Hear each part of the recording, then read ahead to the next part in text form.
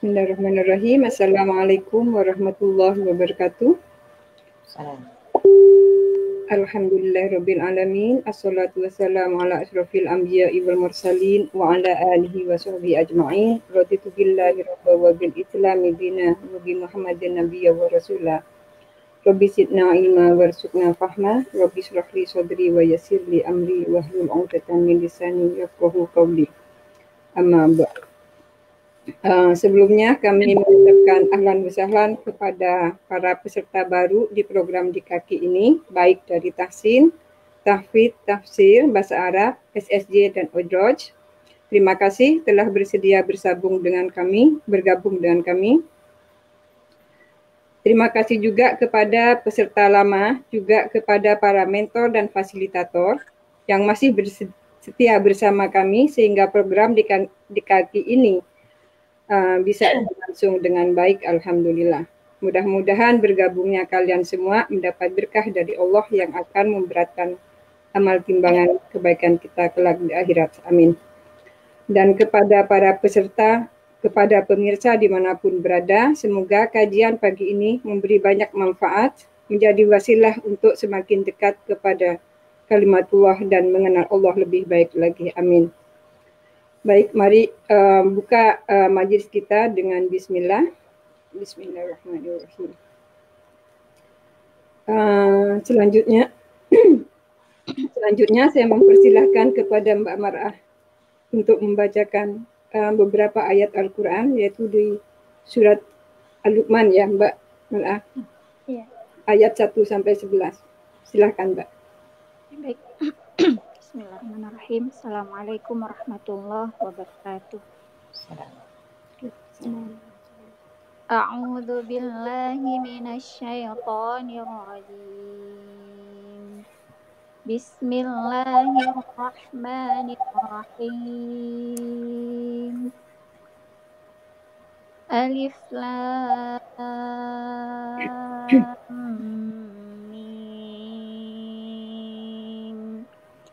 Tilka ayatul kitabil hakim hudan wa rahmatan lil muhsinin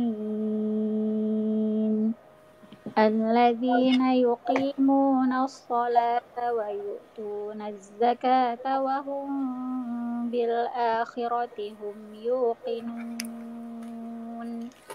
ulaika ala hudan min rabbihim wa ulaika humul muflihun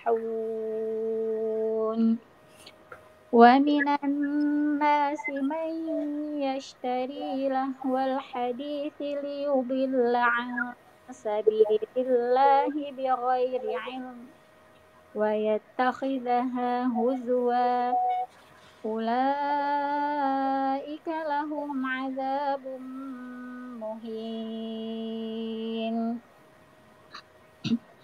wa idza tutla alaihi ayatuna walla mustakbiran ka'an lam yasma'ha ka'anna fi udunayhi waqra fabashshirhu bi'adzabin alim innal ladzina amanu wa 'amilus solihati lahum jannatun na'im khalidina fiha wa'dallahi haqqan wa huwal 'azizul hakim khalaqas samawati bighairi 'amadin tarawnaha wa alqa fil ardi rawasiya an tamida bikum wa batha fiha min kulli dabbah wa anzalna minas samaa'i ma'an fa'ambatna fiha min kulli zawjin karim hadza هذا خلق الله فأروني ماذا خلق الذين من دونه بل الظالمون في ضلال mubin. Dengan nama Allah yang Maha Pengasih, Maha Penyayang. Alif, Lam, Mim. Inilah ayat-ayat Al-Quran yang mengandung hikmah, sebagai petunjuk dan rahmat bagi orang-orang yang berbuat kebaikan, yaitu orang-orang yang melaksanakan salat, menunaikan zakat, dan mereka meyakini adanya akhirat. Merekalah orang-orang yang tetap mendapat petunjuk dari Tuhannya, dan mereka itulah orang-orang yang beruntung. Dan di antara manusia ada orang yang mempergunakan percakapan kosong untuk menyesatkan manusia dari jalan Allah tanpa ilmu dan menjadikannya olok-olokan. Mereka itu akan memperoleh azab yang menghinakan. Dan apabila dibacakan ayat kaum seolah-olah dia belum mendengarnya, lewat telinganya, gembirakanlah dia dengan azab yang sesungguhnya perbajikan mereka surga yang penuh rahmatan. Mereka kekal di dalamnya, Allah yang benar. Dan Dia Maha Bijaksana. Dia menciptakan langit tanpa tiang sebagai yang gunung di permukaan bumi agar goyangkan kamu. Dan bergerak dan yang bernyawa di bumi. Dan kami turunkan air hujan dari langit, lalu kami tumbuhkan padanya segala macam tumbuh-tumbuhan yang baik. Inilah ciptaan Allah, maka perlihatkanlah olehmu kepadaku apa yang telah diciptakan oleh sesembahanmu selain Allah. Sebenarnya orang-orang yang di dalam kesesatan yang nyata. Alhamdulillah. Assalamualaikum warahmatullahi wabarakatuh. Waalaikumsalam warahmatullahi wabarakatuh. Alhamdulillah, jazakillah khair Mbak Mar'ah. Mudah-mudahan rahmat Allah ya tercurahkan buat kita semua berkah tilawah yang disampaikan oleh Mbak Mar'ah tadi. Baik, selanjutnya kita masuk kepada kajian kita pagi ini, kajian perdana ya di kaki dengan materi dengan topik pintu-pintu memahami hikmah kalamnya oleh Ustadzah Rita Pratini. Kita bersyukur karena beliau berkenan ya berbagi ilmunya dengan kita. Alhamdulillah beliau sudah bersama kita. Assalamualaikum Ustadzah Rita.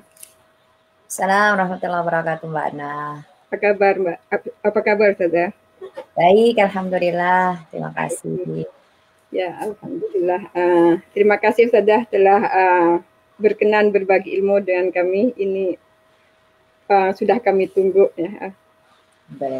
Ya Allah, mudah-mudahan bermanfaat. Amin, amin. Okay.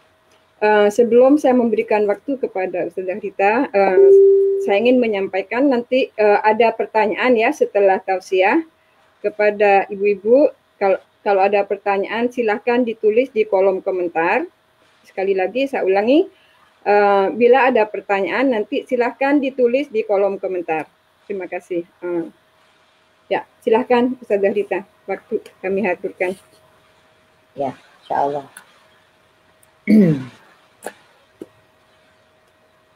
Bismillahirrahmanirrahim. Assalamualaikum warahmatullahi wabarakatuh.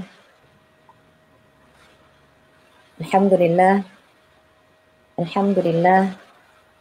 Alhamdulillahilladzi nahmaduhu wa nasta'inuhu wa nastaghfiruhu wa natubu ilaih. Alhamdulillahilladzi arsala rasulahu bil wa dinil haqq liyudhhirahu 'ala ad-dini kullihi wa kafa billahi shahida. Asyhadu an la ilaha illallah wahdahu la syarika lah wa asyhadu anna Muhammadan 'abduhu wa rasuluhu la nabiyya ba'dah. Rabbi shrah li sadri wa yassir li amri wahlul 'uqdatam min lisani yafqahu qawli wa qur rabbi zidni 'ilma. Alhamdulillah, alhamdulillah. Pertama sekali kita memuji Allah dengan sebaik-baik kesyukuran atas nikmat berketerusan yang diberikan oleh Allah Subhanahu wa taala kepada kita sampai dengan pagi hari ini. Segala puji bagi Allah yang Maha Pemurah, Maha Pemilik keutamaan, pemilik segala kebaikan, yang mudah-mudahan senantiasa menunjuki kita kepada cahaya iman yang lurus. Dan terlebih lagi, kita memuji Allah, bersyukur kepada Allah Subhanahu wa Ta'ala yang menganugerahkan kepada kita dengan mengutus makhluk yang paling mulia, Rasulullah Shallallahu Alaihi Wasallam, untuk mengajarkan kita tentang din kita ini, di mana yang sering kita dengar mengeluarkan manusia dari kegelapan kepada cahaya, yaitu kepada iman ini, kepada al-Islam ini. Dan kita memuji Allah karena nikmat-nikmat tersebut juga karena banyak sekali nikmat yang tidak akan pernah bisa kita hitung. Walaupun kita menggunakan seluruh pohon yang ada di muka bumi ini sebagai pena, kita menggunakan seluruh air yang ada di lautan, sungai, atau apapun itu, untuk kita jadikan sebagai tinta, agar kita bisa menghitung nikmat dan karunia dari Allah Subhanahu wa Ta'ala, maka sekali-kali kita tidak akan pernah bisa menghitung nikmat tersebut. Subhanallah. Semoga rasa syukur kita kepada Allah semakin kita tingkatkan, ubudiyah kita kepada Allah semakin kita perbaiki, sehingga mudah-mudahan kita dijadikan sebagai orang yang layak untuk mendapatkan jannahnya. Amin ya rabbal alamin. Kita bersaksi, saya bersaksi dan kita semua bersaksi bahwa tidak ada ilah yang berhak kita sembah, berhak kita ibadahi selain Allah Subhanahu wa Ta'ala. Tidak ada sekutu bagi Allah. Dan kesaksian inilah yang kemudian insya Allah akan menjadi sarana kita semua untuk mendapatkan ampunan dari Allah Subhanahu wa Ta'ala, menyelamatkan kita dari api neraka, dan insya Allah akan mengantarkan kita ke jannahnya. Ibu-ibu sekalian, saya tidak tahu apakah di sini ada bapak-bapak, tapi kalau dari yang tadi saya dengarkan dari Mbak Ana sebagai moderator, alhamdulillah yang hadir di sini, insya Allah semua merupakan ahlul Quran, ahlullah, subhanallah, dari peserta tahsin, peserta tahfidz, tafsir, bahasa Arab, ODOJ, SSJ, dan lain sebagainya, insya Allah. Dan saya sangat bersyukur sekali dibersamakan oleh Allah Subhanahu wa Ta'ala dengan ibu-ibu semua. Semoga kita dibersamakan selalu oleh Allah dalam kebaikan di dunia sampai dengan di jannahnya. Amin ya rabbal alamin. Ibu-ibu sekalian, mungkin saya bahasanya ibu-ibu ya. Ibu-ibu sekalian yang dirahmati oleh Allah Subhanahu wa Ta'ala, mungkin sudah ada poin-poin yang bisa di-share terkait dengan pintu-pintu memahami hikmah kalam Allah ini, karena ini merupakan judul ataupun tema yang diamanahkan oleh Departemen Kajian Al-Quran, ya, DKQ IMSA Sister kepada saya pada kesempatan pagi ini. Tapi sebelumnya tentu saya berterima kasih kepada Mbak Ana sebagai moderator dan tim DKQ yang memfasilitasi kita semua, termasuk koordinator IMSA Sister, Insya Allah Mbak Dewi Yulia. Ya, mudah-mudahan ya apa yang dilakukan oleh DKQ IMSA Sister secara khusus buat kita semua pada kesempatan pagi ini diberkahi oleh Allah, dijadikan sebagai salah satu jariah terbaik ya buat beliau semua, dan insya Allah kita mendapatkan banyak manfaat yang juga merupakan keberkahan bagi kita semua pada kesempatan pagi ini, insya Allah. Ada beberapa poin yang akan kita bahas insya Allah terkait dengan judul yang diamanahkan, yaitu pintu-pintu memahami hikmah kalamnya ini. Di antaranya misalnya kita akan awali dengan definisi, ya, di mana kita memahami bahwa definisi di sini adalah definisi tentang Al-Quran, karena kita ingin benar-benar ya ketika mendetailkan atau membahas sebuah bahasan, kita fahamkan diri kita terlebih dahulu dengan apa sih sebenarnya yang sedang kita bahas ini. Kita sedang membahas Al-Quran misalnya, ya. kita sedang membahas Al-Quran. Maka kita akan coba merujuk apa sebenarnya definisi Al-Quran itu sendiri. Al-Quran, saya tidak tahu apakah sudah dibagikan poin-poinnya, karena tadi juga barusan saya kirimkan. Ya. Mungkin kita pernah mendengarkan bahwa definisi Al-Quran itu adalah ya, kalamullah. Kalamullah itu artinya perkataan Allah Subhanahu wa Ta'ala, al-munazzal ala qalbi Muhammad, kalamullah al-mu'jizah, kalam Allah yang merupakan mu'jizat yang diturunkan kepada Nabi Muhammad sallallahu alaihi wasallam, al-munazzal ala qalbi Muhammad sallallahu alaihi wasallam, al-manqul bitawatur, yang disampaikan kepada kita semua dengan mutawatir, al-muta'abbadu bitilawatihi, dan membacanya itu merupakan ibadah kepada Allah Subhanahu wa Ta'ala. Nah, dari definisi ini ada beberapa kata kunci yang insya Allah bisa kita pahami. Saya yakin definisi ini insya Allah sudah kita pahami bersama-sama, sudah sering kita dengarkan, tapi tidak ada salahnya apabila kemudian kita mereview definisi tersebut, sehingga insya Allah kita benar-benar bisa mendapatkan kebaikan dan manfaat yang banyak dari bahasan kita, ya, ketika kita mendetailkan bahasan ini secara keseluruhan sampai dengan akhirnya insya Allah. Nah, jadi Al-Quran ya merupakan kalam Allah, perkataan Allah Subhanahu wa Ta'ala kepada kita. Tapi sebelum disampaikan oleh Rasulullah kepada kita pahami bahwa ini merupakan mu'jizat. Mu'jizat terbesar yang diberikan oleh Allah pencipta kita kepada kekasih terbaiknya, yaitu Nabi Muhammad SAW yang ummi, tidak bisa membaca, tidak bisa menulis. Tapi Allah Subhanahu wa Ta'ala mentakdirkan dan menetapkan bahwa Nabi dan Rasul terakhir itu adalah Muhammad SAW. Sehingga misalnya kalau kita kembali ke sirah, ibu-ibu sekalian, para pendengar yang dirahmati oleh Allah Subhanahu wa Ta'ala, kita akan menemukan ya 3 kata yang dikembalikan kepada Rasulullah, yaitu kata Muhammad. Kita menemukan 3 kali disebutkan oleh Allah di dalam Al-Quran, dan salah satu surat Al-Quran itu sendiri adalah surat Muhammad, surat ke-47. Ada 3 kali Allah menyebutkan nama Muhammad di dalam Al-Quran, 1 nama Ahmad, dan 2 kata-kata ummi.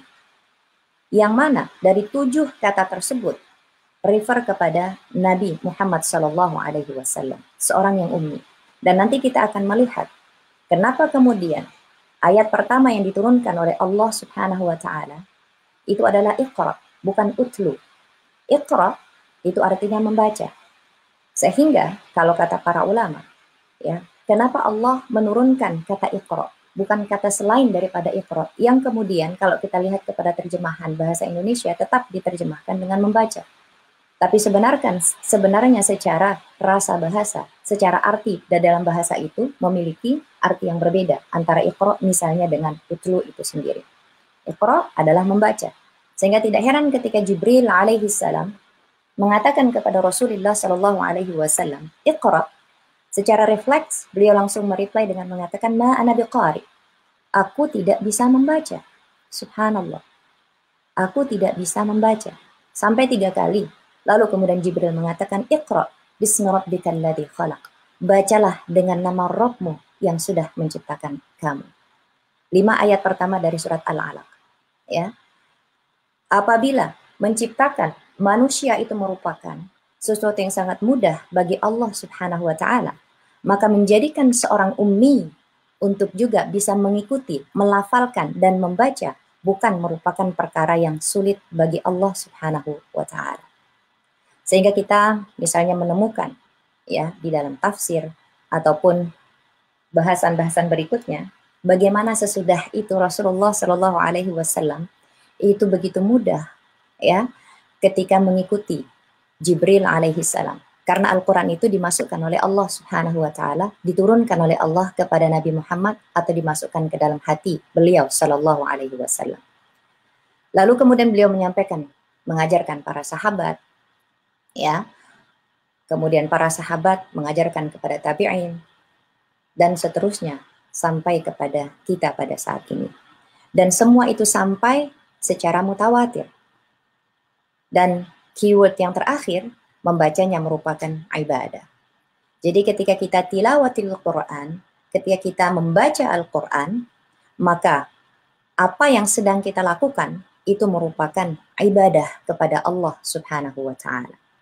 Beberapa keutamaan akan kita lihat ya sesudah ini insya Allah. Jadi itu definisi pertama yang insya Allah kita coba review bersama-sama sehingga ketika kita membahas detail ya hal-hal berikutnya kita bisa melink dengan definisi tadi.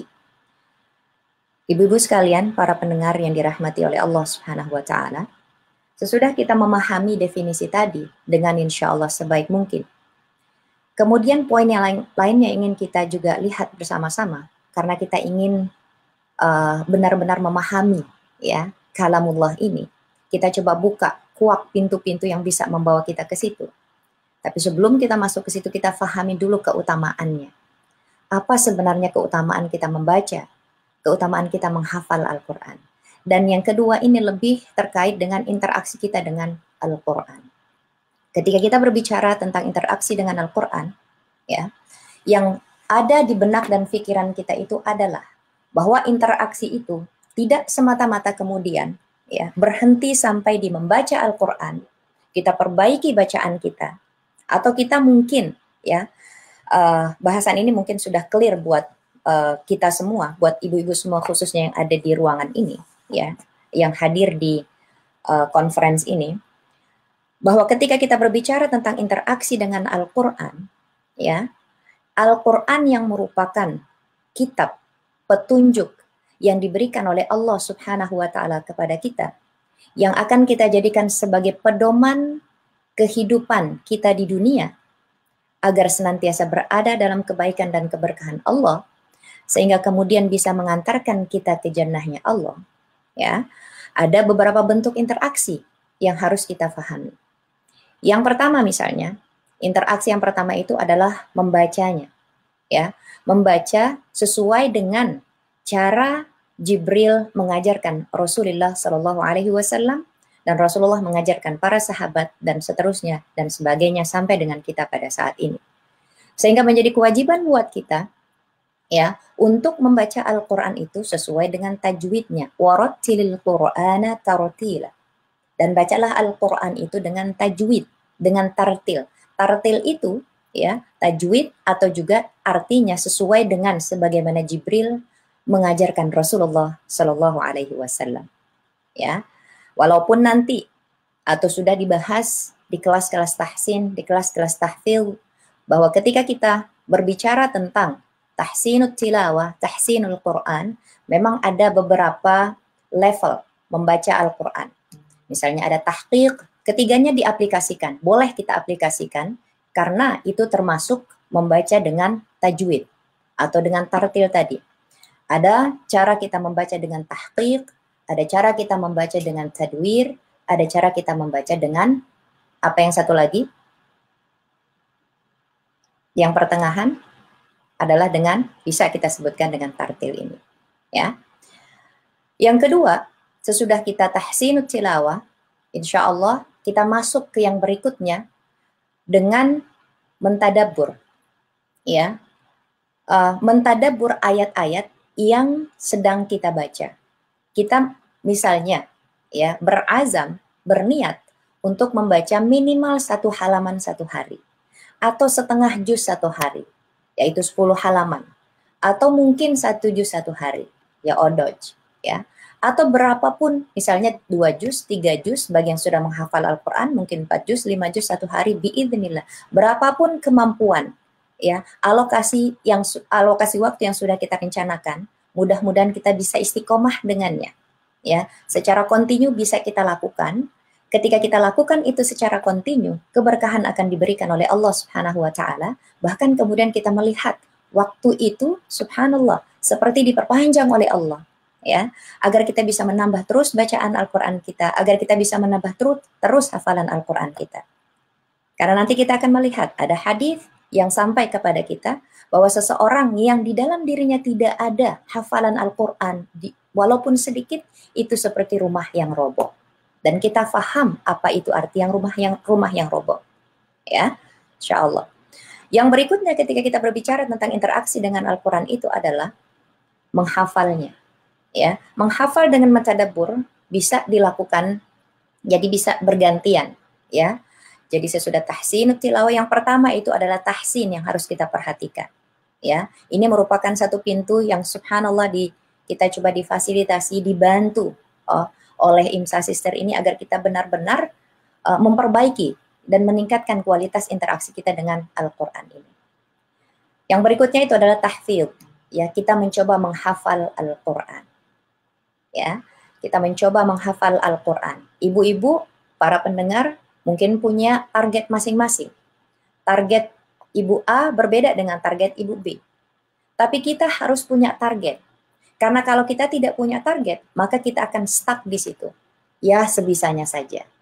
Ya, saya sibuk sekali dan seterusnya dan sebagainya.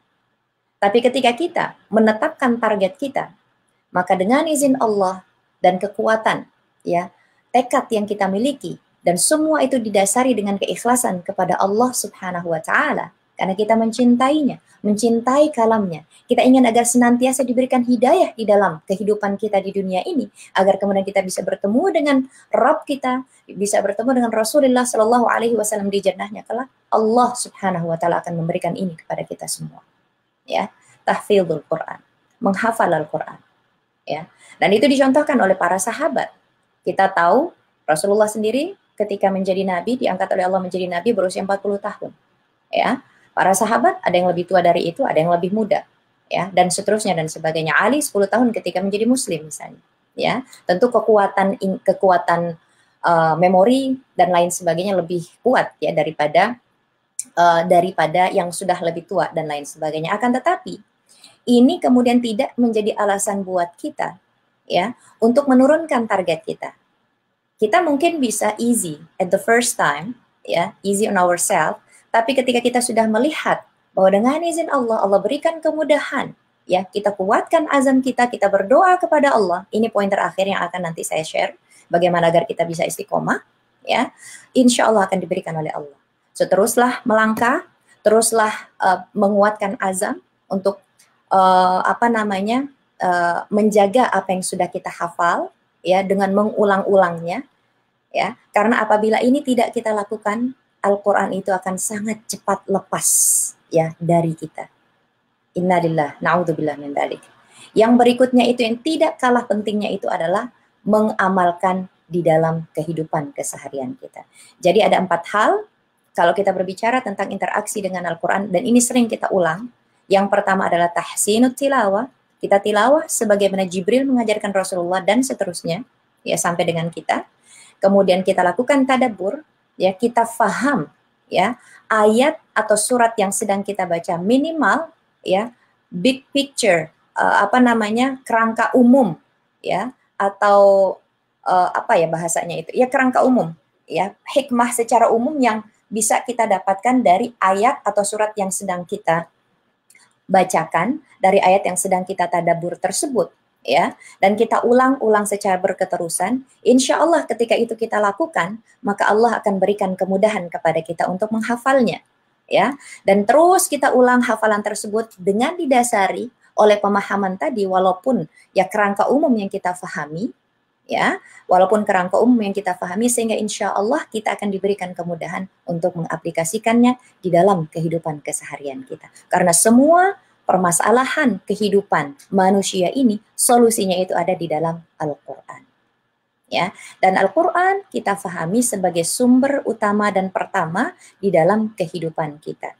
Lalu kemudian disupport oleh hadis Rasulullah SAW, karena memang Rasulullah itu merupakan, berdasarkan hadis Aisyah radhiyallahu anha, itu beliau menyebutkan ketika sahabat bertanya, bagaimana akhlaknya Rasulullah? Bagaimana Rasulullah ya Aisyah, ya ibunda orang-orang yang beriman? Kemudian dijawab oleh Aisyah, kana khuluquhu al-Qur'an, bahwa akhlak Rasulullah Shallallahu Alaihi Wasallam itu adalah Al-Quran. Jadi seperti Quran yang berjalan.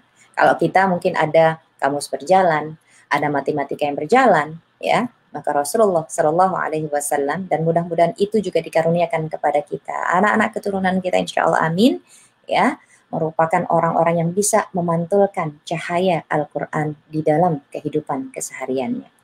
Ya, amin ya Rabbal Alamin. Nah, itu bentuk interaksi. Kemudian, ya, bagaimana atau apa saja keutamaan? Kalau tadi sudah kita paham bentuk-bentuk interaksi tersebut, apa keutamaan kita membaca dan menghafal Al-Quran itu? Kalau kita buka surat Fatir itu, surat ke-35, ayat 29, ya, sampai dengan ayat ke-30, di situ Allah Subhanahu wa Ta'ala mengatakan, ba'da a'udzu billahi minasyaitonir rajim,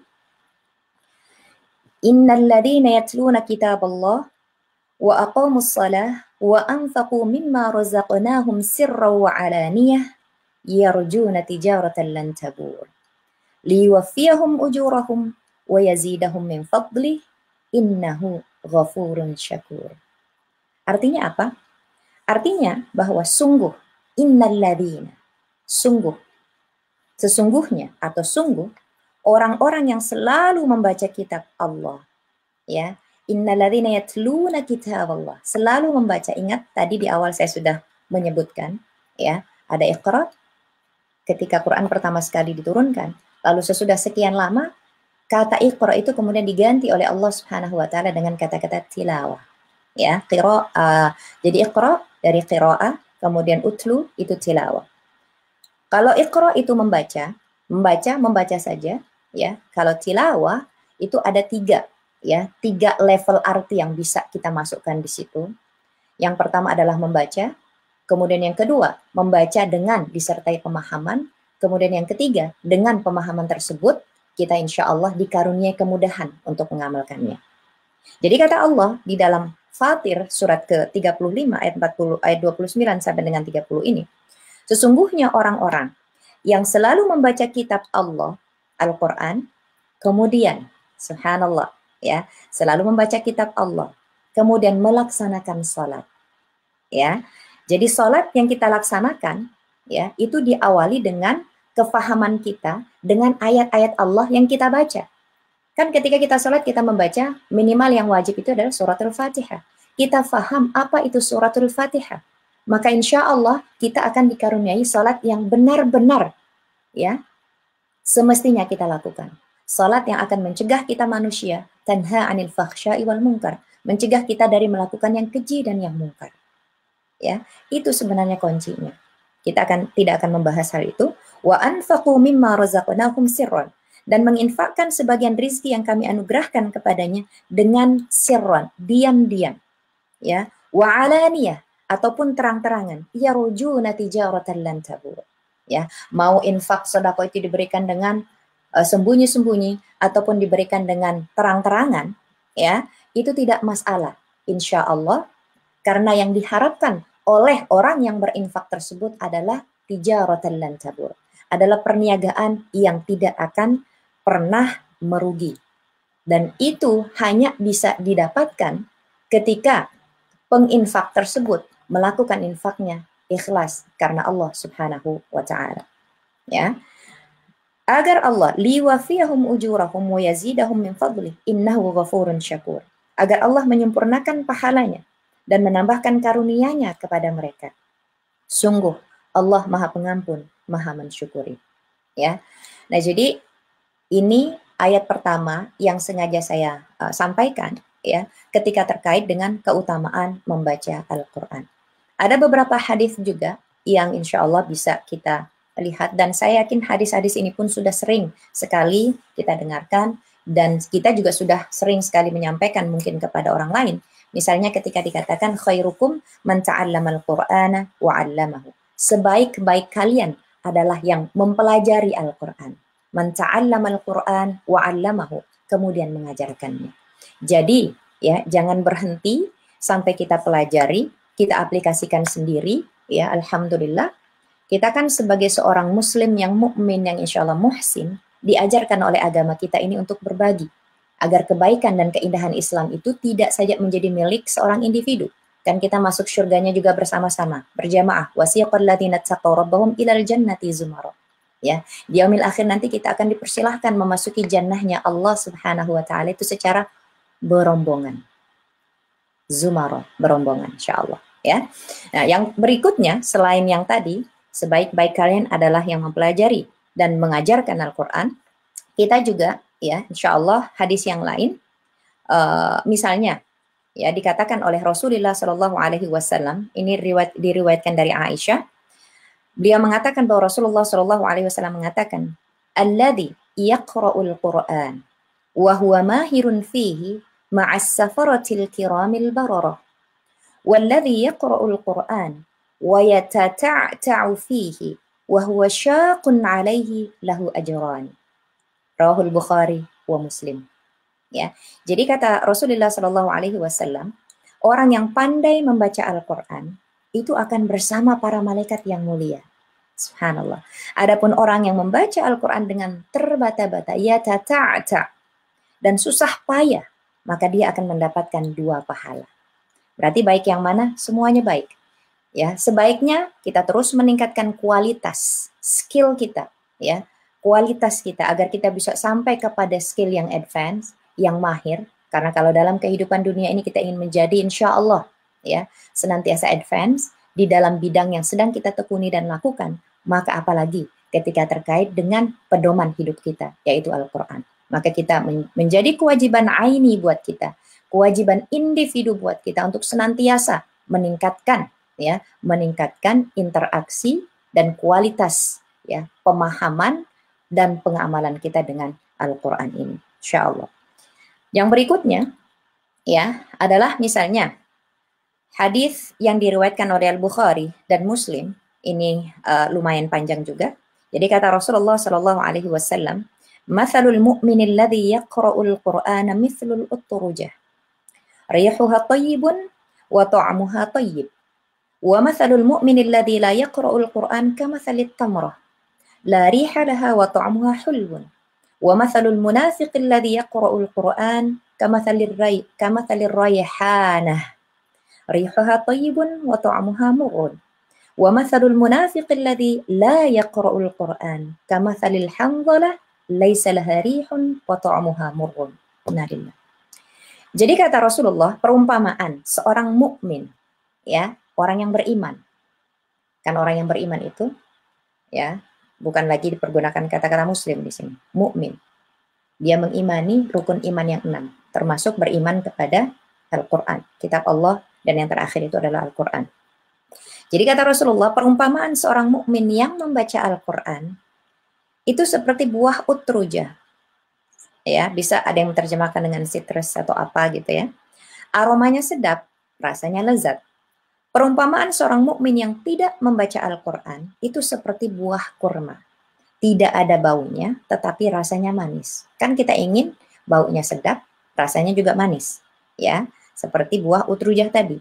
Dan perumpamaan seorang munafik yang membaca Al-Quran itu seperti rayhanah. Aromanya sedap tetapi rasanya murrun. Murrun itu artinya pahit. Sedangkan perumpamaan seorang munafik yang tidak membaca Al-Quran itu seperti hamdalah. Tidak berbau dan rasanya pahit. Na'udzubillah min dzalik. Ya. Nah, ummahati fillah, minimal ada beberapa kata ya yang bisa kita fahami dari hadis ini. Ada kata-kata yang diulang misalnya ya, murrun, ta'muha ya, hulwun, dan seterusnya dan sebagainya. Bagaimana cara agar kita bisa memahami hal ini? Tidak lain dan tidak bukan adalah dengan mempelajari bahasa Arab. Karena bahasa Arab itu adalah bahasa Al-Quran. Ya, dan ini merupakan salah satu pintu agar kita bisa memahami hikmah daripada kalamnya ini dengan lebih baik lagi. Masih banyak hadis-hadis yang lain ya, yang insya Allah bisa dilihat nanti di poin-poin yang sudah saya sampaikan ya. Yang lain juga, misalnya kata Rasulullah Shallallahu alaihi wasallam, "Innallaha ta'ala yarfa'u bihadzal kitabi aqwaman wa yad'u bihi akharin." Ya, rawahu Muslim. Kata Rasulullah, sesungguhnya Allah akan meninggikan derajat sebagian kaum dengan Al-Quran dan akan merendahkan derajat kaum yang lain dengannya. Jadi semakin baik interaksi kita dengan Al-Quran, semakin tinggi derajat kita, insya Allah, di mata Allah. ya di mata Allah, di sisi Allah, ya di sisi Allah itu yang kita kedepankan, bukan di sisi manusia ataupun di mata manusia. Dan yang lain, subhanallah, ya bagaimana mungkin kita tidak termotivasi apabila kita mengetahui bahwa ketika kita membaca Al-Quran, maka Al-Quran itu akan datang kepada kita pada hari kiamat untuk memberikan syafaatnya. Subhanallah. Iqra'ul Quran, fa'innahu ya'ti yawmal qiyamati syafi'an li ashabihi. Rawahu Muslim. Bacalah Al-Quran karena ia akan datang pada hari kiamat sebagai pemberi syafaat bagi pembacanya. Ya. Lalu yang subhanallah tentunya sangat memotivasi kita untuk meningkatkan ya kualitas interaksi kita adalah kata Rasulullah, la hasada illa fi itsnaini. Tidak ada iri yang dibenarkan kecuali dalam dua hal. Rajulun atahu Allahul Quran fahuwa yaqumu bihi ana al-laili wa ana an-nahar. Ya. Kecuali rasa iri terhadap yang pertama, orang yang diberi karunia pemahaman kandungan Al-Quran, kemudian dia mengamalkannya siang dan malam. Ingat, kalau tadi ibu-ibu mendengarkan dan pendengar semuanya, mendengarkan terjemahan daripada hadis ini, memahami kandungan Al-Quran. Ya, ketika dia paham, kemudian dia mengamalkan kandungan tersebut, siang dan malam. Subhanallah, kita boleh iri terhadap orang ini. Ya, yang kedua yang boleh kita iri terhadapnya itu adalah kepada seseorang yang dikaruniai oleh Allah itu malan. Malan itu artinya harta. Lalu kemudian dengan harta yang dikaruniakan oleh Allah kepadanya, dia infakkan siang dan malam. Subhanallah. Kan semua ini sarana dari Allah untuk kita berbuat ya lebih baik lagi, agar ibadah kita itu lebih baik lagi. Nikmat jasad yang sehat yang dikaruniakan oleh Allah agar kita ibadahnya lebih baik lagi, tahajudnya lebih kencang lagi, ya, alhamdulillah, ya, dan seterusnya dan sebagainya. Juga misalnya, ya, diriwayatkan dari Abdullah ibn Mas'ud, ini hadis juga sudah sering sekali kita dengarkan, di mana Rasulullah Shallallahu Alaihi Wasallam mengatakan, man qara'a harfan min kitabillah, falahu hasanah, wal hasanatu bi'ashri amthaliha. La aqulu alif lam mim harfun walakin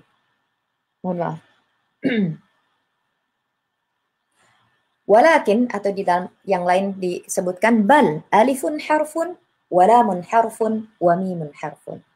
Artinya barang siapa yang membaca satu huruf saja dari kitabullah, ya, maka dia mendapatkan satu kebaikan. Kan ada 28 huruf ya hijaiyah. Ya, kalau alif tidak dihitung sebagai huruf, ya, ada 28 huruf. Kalau mau dihitung dengan alif ada 29 tentunya. Nah, kata Rasulullah Shallallahu Alaihi Wasallam, barang siapa yang membaca satu huruf saja dari kitabullah, maka dia akan mendapatkan satu kebaikan. Ya, dan satu kebaikan itu akan dikalikan 10 kali lipat. Aku tidak mengatakan alif lam mim, ya, surat yang mengawali, misalnya surat Al-Baqarah. Sudah alif lam mim dzalikal kitabul la raiba. Alif lam mim itu sendiri masing-masing memiliki satu kebaikan, dan satu kebaikan itu kemudian dilipat gandakan oleh Allah menjadi 10 kebaikan. Aku tidak mengatakan alif lam mim itu dihitung satu huruf, melainkan alif dihitung satu huruf, satu kebaikan dikali 10, lam dihitung satu huruf, satu kebaikan dikali 10, dan mim juga demikian. Ya. Yang lainnya lagi, ibu-ibu sekalian yang dirahmati oleh Allah Subhanahu wa taala, ya, adalah apa yang disampaikan walaupun ini hadisnya hasan sahih, ya alhamdulillah, dan kita memahami bahwa ketika terkait dengan fadailul a'mal, keutamaan beramal, ya maka kita boleh mengambil hadis-hadis yang di bawah bahkan dhaif seperti itu. Tapi hadis ini bukan hadis yang dhaif, ini merupakan hadis yang hasan sahih. Nah, jadi kata Rasulullah Shallallahu Alaihi Wasallam, subhanallah, yaqulur Rabbu, Allah berfirman, man syaghalahu al-Quran wa dzikri an mas'alati, a'taituhu afdala ma u'tiya as-sa'ilin, wa fadlu kalamillahi ala sa'iril kalami ka fadlillahi ta'ala ala sa'iri khalqihi. Subhanallah, rawahu Tirmidzi. Ya, jadi kata Rasulullah Shallallahu Alaihi Wasallam, ya beliau mengatakan Allah berfirman. Kalau di dalam hadis itu disebutkan Allah berfirman, maka ini merupakan hadis qudsi. Allah berfirman, siapa yang sibuk membaca Al-Quran dan berzikir kepadaku, sibuk membaca Al-Quran, berzikir kepadaku, sehingga dia tidak sempat meminta kepadaku, ya, maka akan aku berikan sebaik-baik apa yang kuberikan kepada orang yang meminta.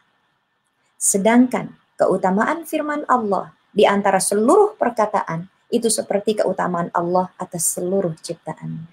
Masya Allah. Ya, dan masih banyak lagi ya hadis-hadis yang lain yang merupakan keutamaan. Ya, yang insya Allah salah satu hadis yang sering juga kita dengar, ya khususnya kita sebagai ibu-ibu yang terus memotivasi anak-anak kita untuk menambah hafalannya, mudah-mudahan bisa menjadi hafidhah, hamil dan hamilatul Quran, amin ya rabbal alamin. Dan kita juga tidak boleh melupakan diri kita, karena kita juga memiliki orang tua, dan kita juga ingin mengenakan mahkota terbaik, ya, memberikan jubah terbaik kepada kedua orang tua kita di yaumil akhir kelak. Itu adalah sebuah hadis yang kata Rasulullah SAW, siapa yang membaca Al-Quran dan mengamalkan isinya, dia akan mengenakan mahkota kepada kedua orang tuanya pada hari kiamat, yang cahayanya itu lebih baik daripada cahaya mentari yang menerpa rumah-rumah dunia. Andai kata hal itu terjadi pada kalian, bagaimana menurut kalian jika hal tersebut didapatkan oleh orang yang mengamalkan Al-Quran? Subhanallah. Mudah-mudahan Allah mengaruniakan hal ini kepada kita semuanya. Nah, ibu-ibu sekalian, para pendengar yang dirahmati dan dicintai oleh Allah Subhanahu wa Ta'ala, itu beberapa keutamaan. Masih banyak lagi keutamaan yang lain yang kita ambil dari Al-Quran dan hadis-hadis Rasulullah SAW, tapi kita coba cukupkan diri kita dengan beberapa hadis yang tadi sudah kita sebutkan.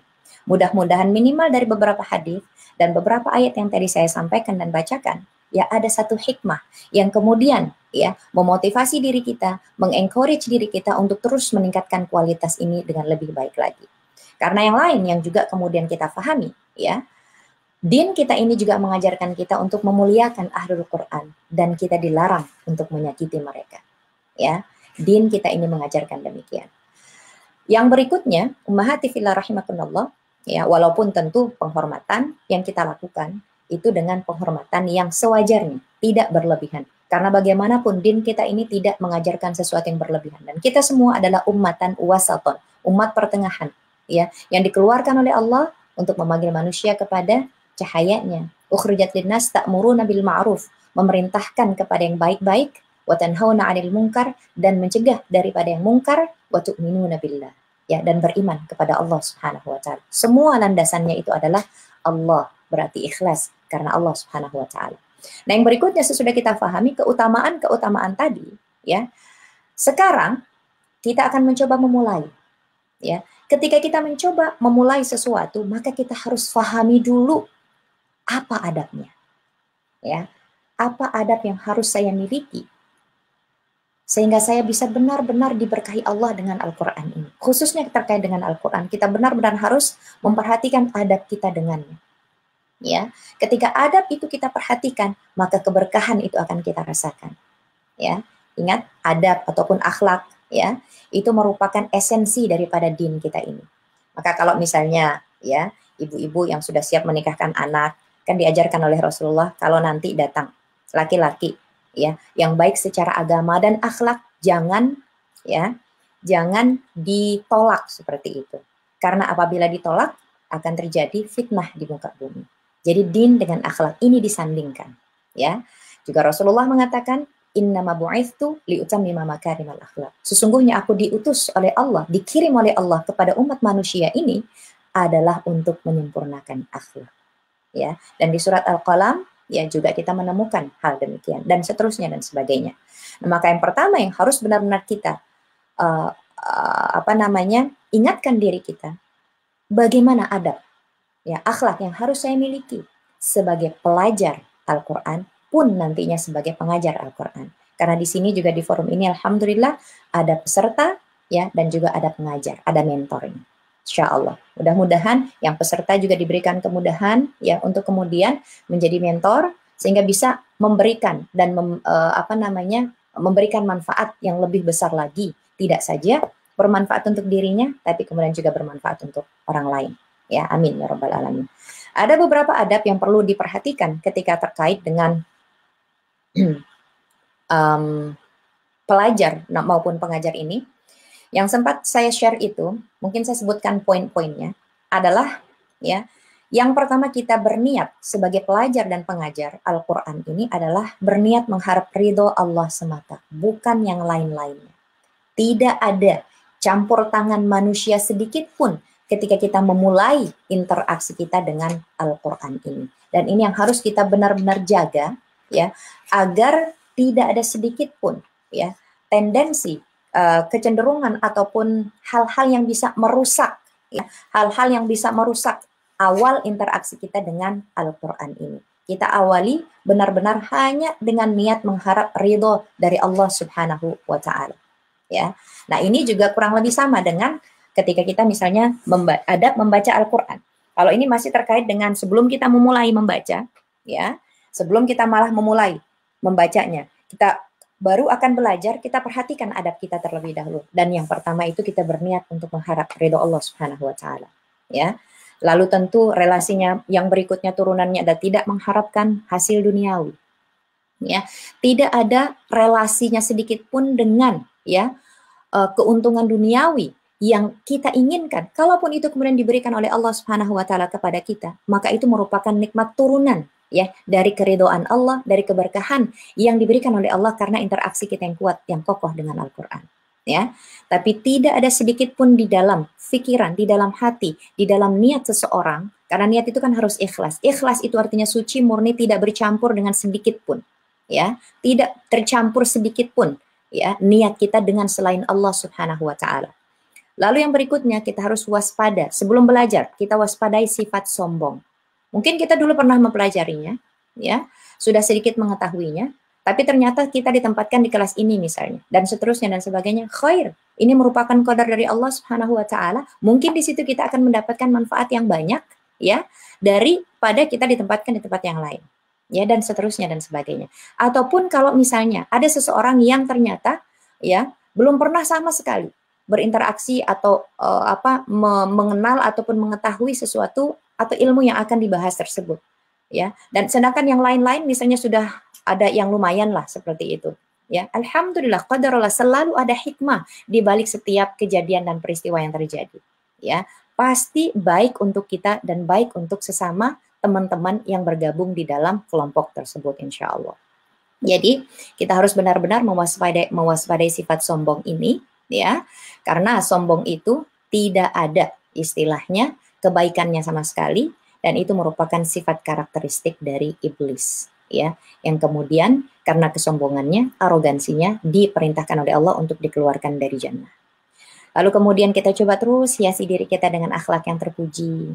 Ya, akhlak ini kan ada dua, ada akhlak yang terpuji dan ada akhlak yang tidak terpuji. Nah, kita sebagai seorang yang ingin belajar Al-Quran harus benar-benar mencoba terus menghiasi diri kita ini dengan akhlak yang terpuji.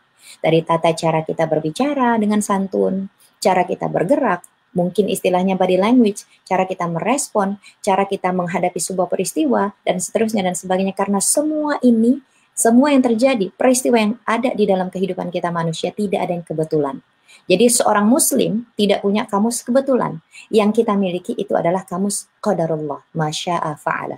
Allah mentakdirkan sesuatu terjadi kepada kita, maka itu akan terjadi dengan izin Allah. Baik atau buruk menurut kita, tapi akan selalu baik di mata Allah Subhanahu wa Ta'ala.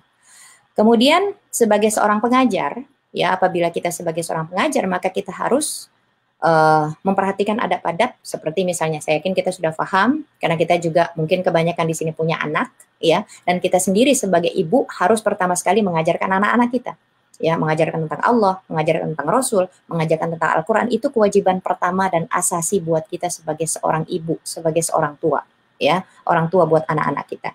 Nah, beberapa hal yang perlu kita perhatikan, ya, kalaupun misalnya sebagai mentor kepada peserta kelasnya itu adalah menasihati muridnya, ya. Yang pertama, memperlakukan murid itu dengan baik, ya. Lalu diikuti dengan menasihati muridnya dengan lemah lembut, ya. Memperlakukan murid dengan rendah hati, mendidik murid-murid kita untuk memiliki adab yang mulia, ya. Kalau alhamdulillah di IMSA Sister ini kan sesama ibu-ibu seperti itu. Tentu ada cara-cara, metode yang kemudian diaplikasikan secara bersama-sama, yang intinya itu adalah kebaikan dan saling mensupport satu sama lain agar kita senantiasa berada, ya, di dalam kebaikan ini dan memperbaiki terus interaksi kita dengan Al-Quran.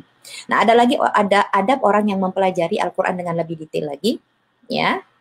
Tentu sebagai seorang pelajar, kita ingin bahwa kita berguru atau mempunyai guru yang kompeten, yang tahu apa yang disampaikan, ya, punya ilmunya istilahnya. Dan subhanallah, saya yakin dengan level yang ada di DKQ ini diawali dengan tahsin, ya, kemudian tahfidz, kemudian tafsir, bahasa Arab, SSJ dan seterusnya dan sebagainya, itu luar biasa, ya. Ketika itu dipenuhi, ini akan membawa kita ke surganya Allah.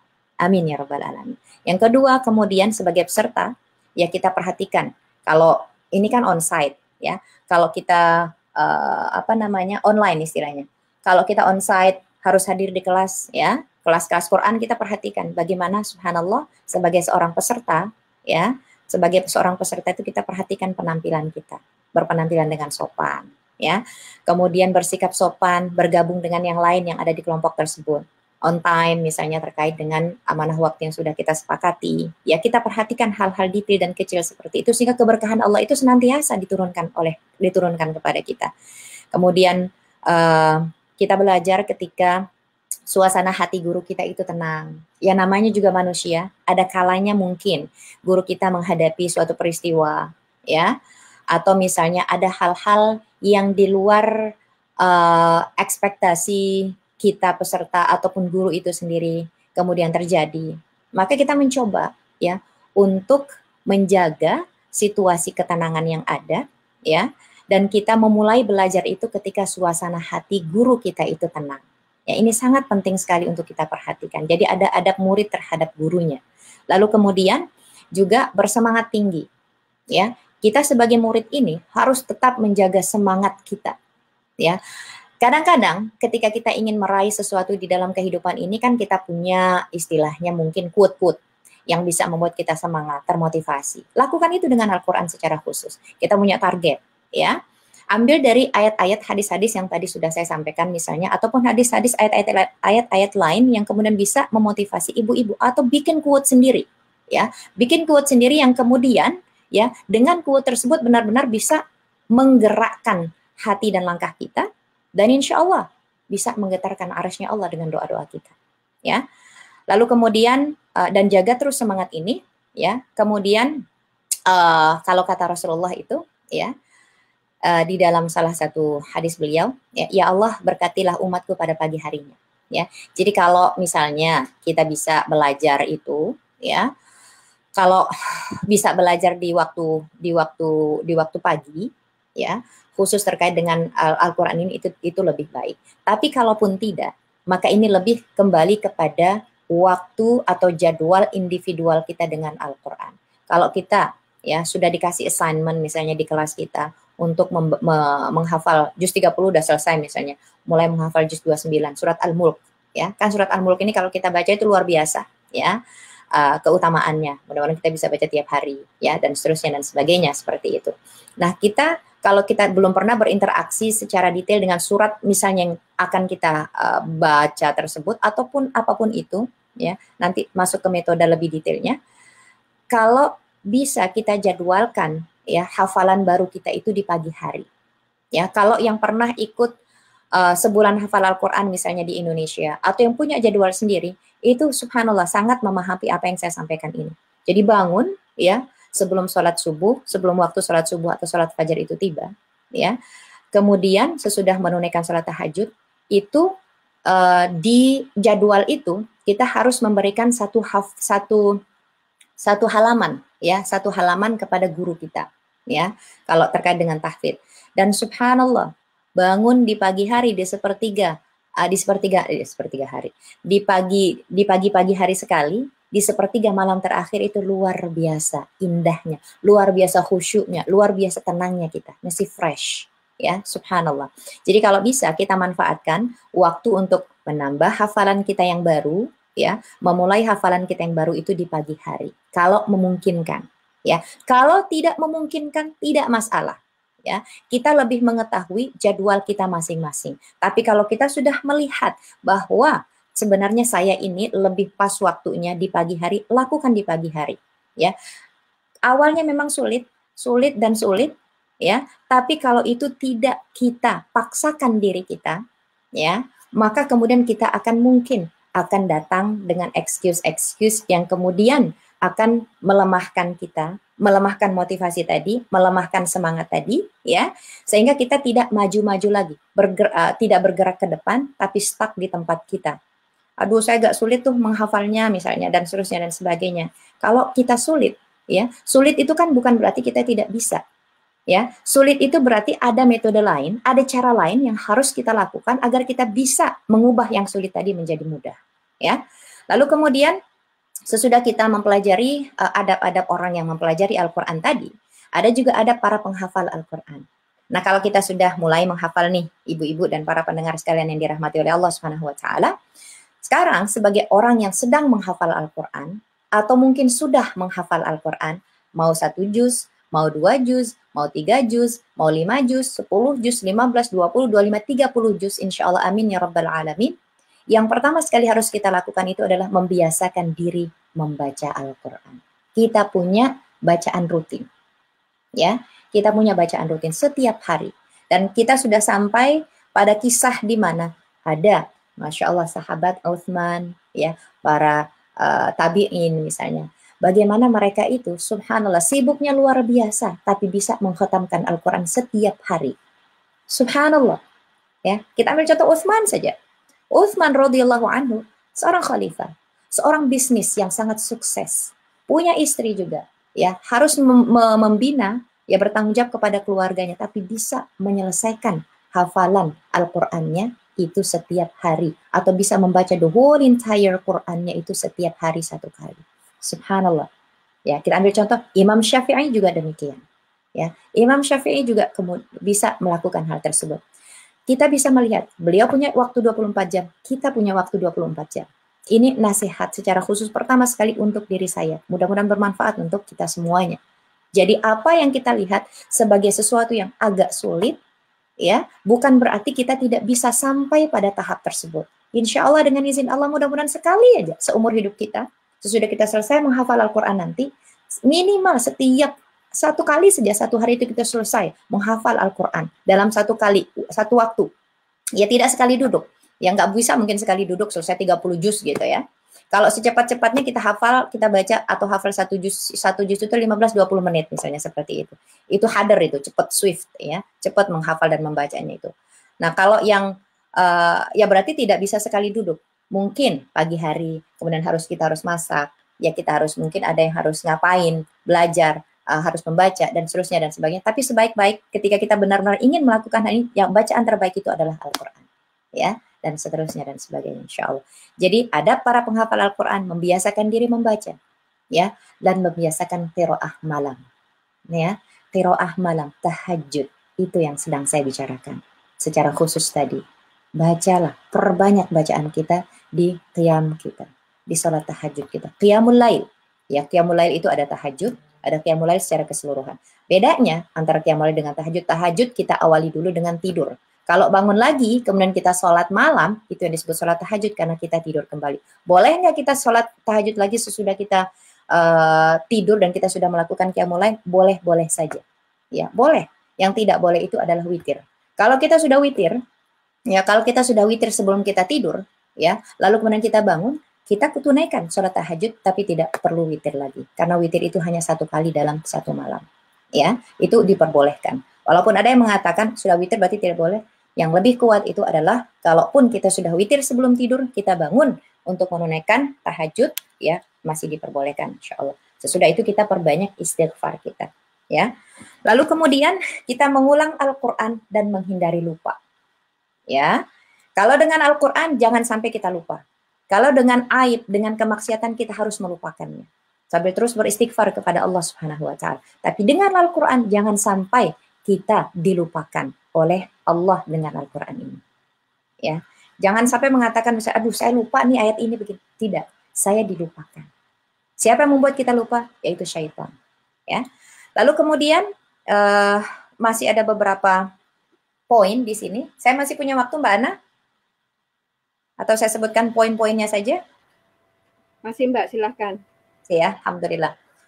Nah, kalau tadi beberapa poin sudah saya sampaikan dengan detailnya, lalu kemudian sekarang, ya, untuk kita, apa saja adab-adab yang perlu kita perhatikan ketika kita membaca Al-Quran? Ya, kita belum mulai menghafal, kita sedang mencoba tahsin, memperbaiki bacaan Al-Quran kita, yang pertama sekali selalu di setiap amal ibadah yang kita lakukan, dan itu yang kemudian membuat amal ibadah kita diterima oleh Allah Subhanahu wa taala, itu adalah ikhlas melakukannya karena Allah Subhanahu wa taala. Jadi ada pertama ketika kita membaca Al-Quran itu adalah ikhlas. Saya bacakan dan sampaikan saja poin yang sudah saya sampaikan, ya, yang sudah saya tuliskan tadi untuk disampaikan. Yang kedua itu adalah membersihkan mulut kita. Jangan sampai ketika kita tilawah Al-Quran atau membaca Al-Quran itu, ya, ayat-ayat Allah itu keluar dari mulut yang kurang bersih. Ya, kita ingat bahwa kebiasaan Rasulullah ketika beliau pertama sekali masuk ke rumah itu adalah siwak, bersiwak. Maka yang kita lakukan, mau kita bersiwak, mau kita sikat gigi, apapun itu selama judulnya atau artinya itu adalah membersihkan mulut, itu yang kita lakukan. Ya, jadi ikhlas, membersihkan mulut, dan dalam kondisi yang suci. Kita punya wudhu. Kalaupun kita sedang tidak punya air untuk berwudhu dan kita ingin tilawah, tayamum. Ya, lalu kita perhatikan tempat yang bersih, kita menghadap kiblat, kita menutup aurat kita, ya. Kemudian sebelum kita memulai, kita membaca ta'awudz terlebih dahulu. A'udzu billahi minasyaitonir rajim. Senantiasalah kita awali qiraah kita itu dengan at-ta'awudz. Ta'awudz itu artinya membaca a'udzu billahi minasyaitonir rajim. Kemudian membiasakan mengawali setiap surat itu dengan membaca basmalah. Basmalah itu artinya membaca bismillahirrahmanirrahim. Ya. Jadi kalau mengawali setiap surah, ya, mengawali setiap surah. Jadi kalau membaca di tengah-tengah surat dan kemudian ada qata' di situ, kita berhenti misalnya dari kita dan kita ingin melanjutkan bacaan kita dari yang kemarin, kita berada di pertengahan surat, maka kita tidak perlu membaca bismillah lagi, hanya ta'awudnya saja. Jadi a'udzubillahi minasyaitonirrajim, lalu kemudian masuk kepada ayat ataupun surat yang sedang kita baca di pertengahan tadi. Tentu kecuali kalau kita mengawali surat At-Taubah, maka kita tidak membaca basmalah lagi. Kemudian sesudah itu adab yang harus kita perhatikan adalah mentadaburi ayat. Ini tadi sudah saya detailkan. Kemudian mengulang-ulang ayat tertentu untuk direnungi. Kemudian keutamaan menangis ketika membaca Al-Quran. Subhanallah. Ya, keutamaan menangis ketika kita membaca Al-Quran. Orang yang menangis itu menandakan hatinya itu lembut, tersentuh dengan ayat yang sedang dia baca. Bagaimana mungkin kita tidak akan menangis, mengeluarkan air mata, kesedihan kita, ketakutan kita kepada Allah kalau kita sedang membaca ayat-ayat tentang naru jahannam, ancaman Allah kepada orang-orang kafir, munafik, zalim, ya, kepada dirinya, kepada orang lain, kepada manusia secara keseluruhan. Bagaimana mungkin hati kita tidak tersentuh? Bagaimana mungkin kita tidak menangis? Kalaupun hati seseorang itu tidak menangis dan dia sedang membaca ayat-ayat tentang ancaman dari Allah tadi, maka bisa jadi pada saat itu hatinya itu sedang mengeras, ya. Maka yang dilakukan itu kalau agak sulit untuk menangis, misalnya sudah paham kok artinya, sudah tadabur kok ayatnya, kok susah banget untuk nangis seperti itu, tabaku, pura-puralah untuk menangis, nggak masalah, ya. Dengan kepura-puraan di awal bisa jadi air mata mengalir karena dipaksa keluar seperti itu. Insya Allah dengan izin Allah itu kemudian akan melembutkan hati kita. Ketika air mata mengalir, jatuh, ya, jatuh itu kemudian kita akan melihat ada rahmat dari Allah Subhanahu wa taala diberikan kepada kita. Dan dari situ, dari yang awalnya ya tabaku, pura-pura menangis tadi, kita benar-benar akan menangis karena ketakutan dan cinta kita kepada Allah Subhanahu wa taala. Jadi bukan semata takut, tapi karena kita cinta kepada Allah Subhanahu wa taala. Sebagaimana Imam Ibnul Qayyim, ya, yang mengatakan bahwa seorang mukmin itu laksana dua sayap burung, ada khauf, ada roja, ya. Dia takut kepada Allah Subhanahu wa taala atas dosa-dosa, aib-aib, ya, kemaksiatan yang sudah dia lakukan di sisi lain, dan dia takut kepada naru jahannam. Di sisi yang lain dia terus berharap kepada Allah dengan taubatnya. Dan itulah kita sebagai seorang mukmin yang tidak sempurna, senantiasa tidak luput dari kesalahan dan kekhilafan. Lalu kemudian mengulang ayat-ayat tertentu untuk kita renungi. Tadabburi tadi relasinya demikian. Keutamaan menangis ketika kita membaca Al-Quran itu luar biasa, membaca dengan tartil, ya. Ketika kita membaca, kita pastikan membaca dengan tartil. Ya, mat tabi'i hanya 2. Mat wajib muttasil 45. Mat jaiz munfasil 45. Kita aplikasikan itu. Mat arid li sukun mau 2, 4, 6 terserah. Tapi kalau sudah pakai 2, selesaikan semuanya dengan 2. Sudah pakai 4, selesaikan semuanya dengan 4. Pakai 6 yang paling banyak, selesaikan dengan 6. Jangan mat arid li sukun misalnya yang pertama alhamdulillahirabbil alamin 2 harokat, nanti ar-rahmanir-rahim 4, maliki yaumiddin 6. Enggak bisa seperti itu. Membaca dengan tartil itu sesuai dengan tajwidnya. Ya, kita perhatikan dengan sebaik mungkin. Lalu kemudian memohon karunia Allah saat membaca ayat rahmat. Ya, memohon karunia Allah ketika membaca ayat-ayat tentang rahmat dari Allah, kasih sayang dari Allah, kita mohon kepada Allah. Dengan bahasa kita tidak masalah. Ya, Allahumma adkhilni minhum. Ya Allah, masukkanlah aku ke dalam golongan mereka. Ya, subhanallah. Dan menghormati Al-Quran.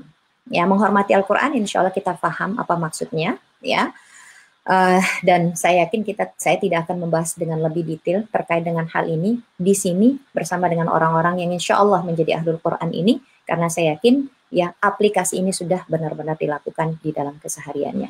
Nah, yang berikutnya yang saya sempat cantumkan itu adalah seperti yang tadi sudah saya sampaikan di awal. Bagaimana kita melihat bahwa di KQ IMSA Sister ini subhanallah mensupport kita semua untuk meningkatkan interaksi kita, memperbaiki yang pertama. Ya, membantu kita untuk berinteraksi dengan Al-Quran ini sebaik mungkin, membantu kita untuk memperbaiki interaksi kita dengan Al-Quran ini sedemikian rupa, dan kemudian ya membantu kita untuk mengakselerasi dan membuat kita lebih advance lagi di dalam berinteraksi dengan Al-Quran ini. Ada tahsin, ada tahfidz, ada tafsir, ada bahasa Arab, apalagi. Ya, semua sarana itu disiapkan oleh alhamdulillah oleh Allah melalui IMSA Sister ini. Semua dari Allah. Semua itu merupakan dari Allah Subhanahu wa Ta'ala, dititipkan, diamanahkan kepada orang-orang yang berada di DKQ IMSA Sister pada saat ini.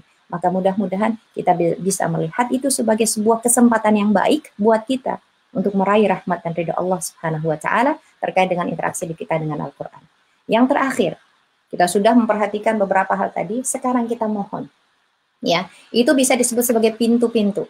Ya, tahsin itu pintu agar kita bisa memahami kalamullah tadi. Tahfidz juga demikian, tafsir juga demikian, bahasa Arab juga demikian, SSJ, ODOJ dan lain sebagainya, itu merupakan pintu kita untuk memahami kalamnya. Kalau sudah sedemikian banyak pintu yang dipersiapkan, tapi kita masih belum membuka diri kita untuk memasuki minimal satu pintu, maka ada sesuatu yang harus kita perbaiki dari diri kita. Dan pada saat ini kita harus memulai untuk memperbaikinya dan melangkah untuk memasuki pintu tersebut, mengambil kuncinya agar kita bisa memasukinya dengan baik. Ya. Dan yang terakhir, ummahati fillah rahimakumullah, ketika kita sudah melakukan hal-hal tadi, ya, bagaimana caranya? Agar kita kemudian bisa istiqomah di dalam apa yang sedang kita lakukan. Tahsin, agak sulit gitu. Menghafalkan ain saja tuh kok sulit banget gitu. Ghain susah banget. Allah susah sekali misalnya. Terus gimana gitu ya dan lain sebagainya. Ya. Insya Allah kuatkan azam seperti yang tadi sudah saya sampaikan di awal terkait dengan beberapa hal sebelum kita mulai, bahkan lalu kemudian ketika kita sudah memulainya dan seterusnya dan sebagainya. Lalu sekarang kita sudah berada di jalan ini. Sudah masuk ke pintunya, sudah berada di dalam rumahnya. Ya, maka yang kita lakukan itu agar kita bisa istiqomah. Istiqomah itu artinya kita mohon kepada Allah agar kita dikuatkan, diteguhkan, ya. Jadi itu arti istiqomah dari qama yakum. Qama itu artinya berdiri. Orang yang berdiri itu kan berarti dia tegak, dia lurus seperti itu, ya. Nah, kemudian kalau disebutkan dengan istiqomah, berarti dia mohon kepada Allah agar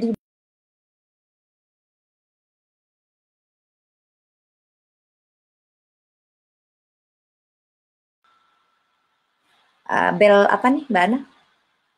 Oke, bel selesai ya. Masya Allah, Masya Allah. Jadi saya sampaikan poinnya saja. Ada 4 poin ya. Kalau kita ingin istiqomah itu yang pertama kita harus punya ilmunya dulu. Ya, tadi ilmu terkait dengan keutamaan dan seterusnya, adab dan seterusnya, itu ilmunya. Kita harus punya ilmu terhadap sesuatu agar kita bisa istiqomah. Itu yang pertama.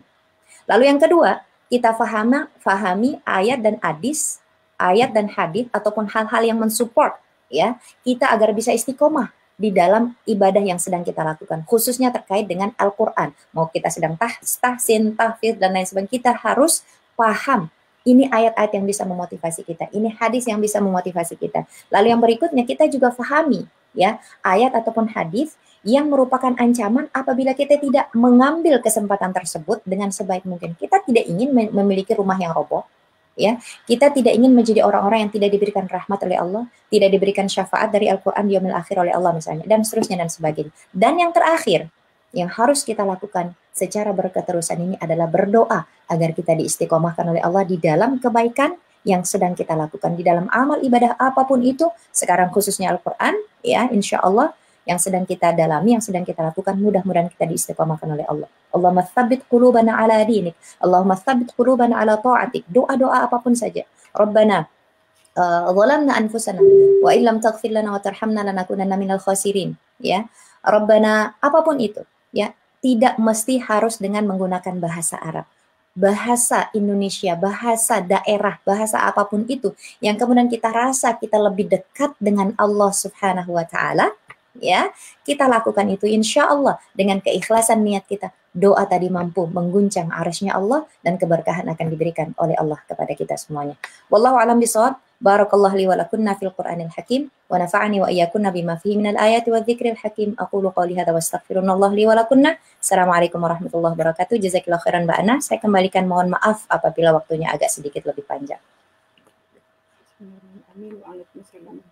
Ya, jazakillah khair Ustazah Rita. Halo. Ya, jazakillah khair Ustazah Rita. Bisa mendengar saya, Mbak Dewi? Ya, bisa mendengar saya, Ustazah Rita?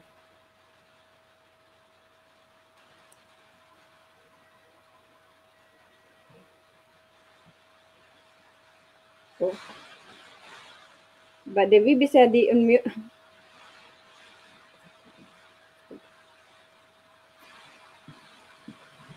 Mbak Dewi?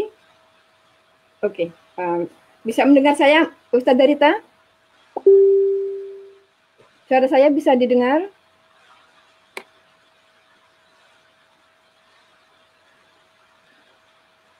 Oke, Sister, alhamdulillah tadi sudah Ustazah Rita memberi penjelasan yang cukup lengkap. Insya Allah, kalau ada pertanyaan silahkan ditulis di kolom komentar. Nanti akan saya bacakan. Mudah-mudahan Ustazah Rita masih ada kesempatan untuk menjawabnya. Sebentar, saya lihatnya dulu. Ustazah Rita bisa mendengar saya?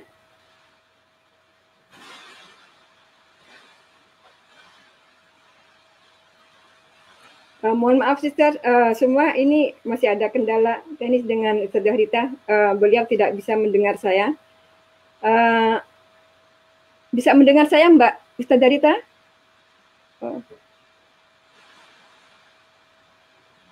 Ini ada... Ini saya tidak mendengar Mbak Ana. Oke, sebentar. Ini ada... Saya lanjutkan saja atau bagaimana?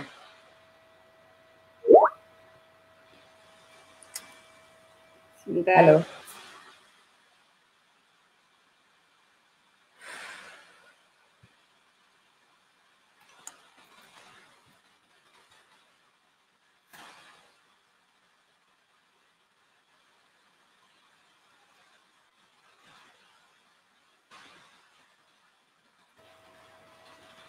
Karena Mbak...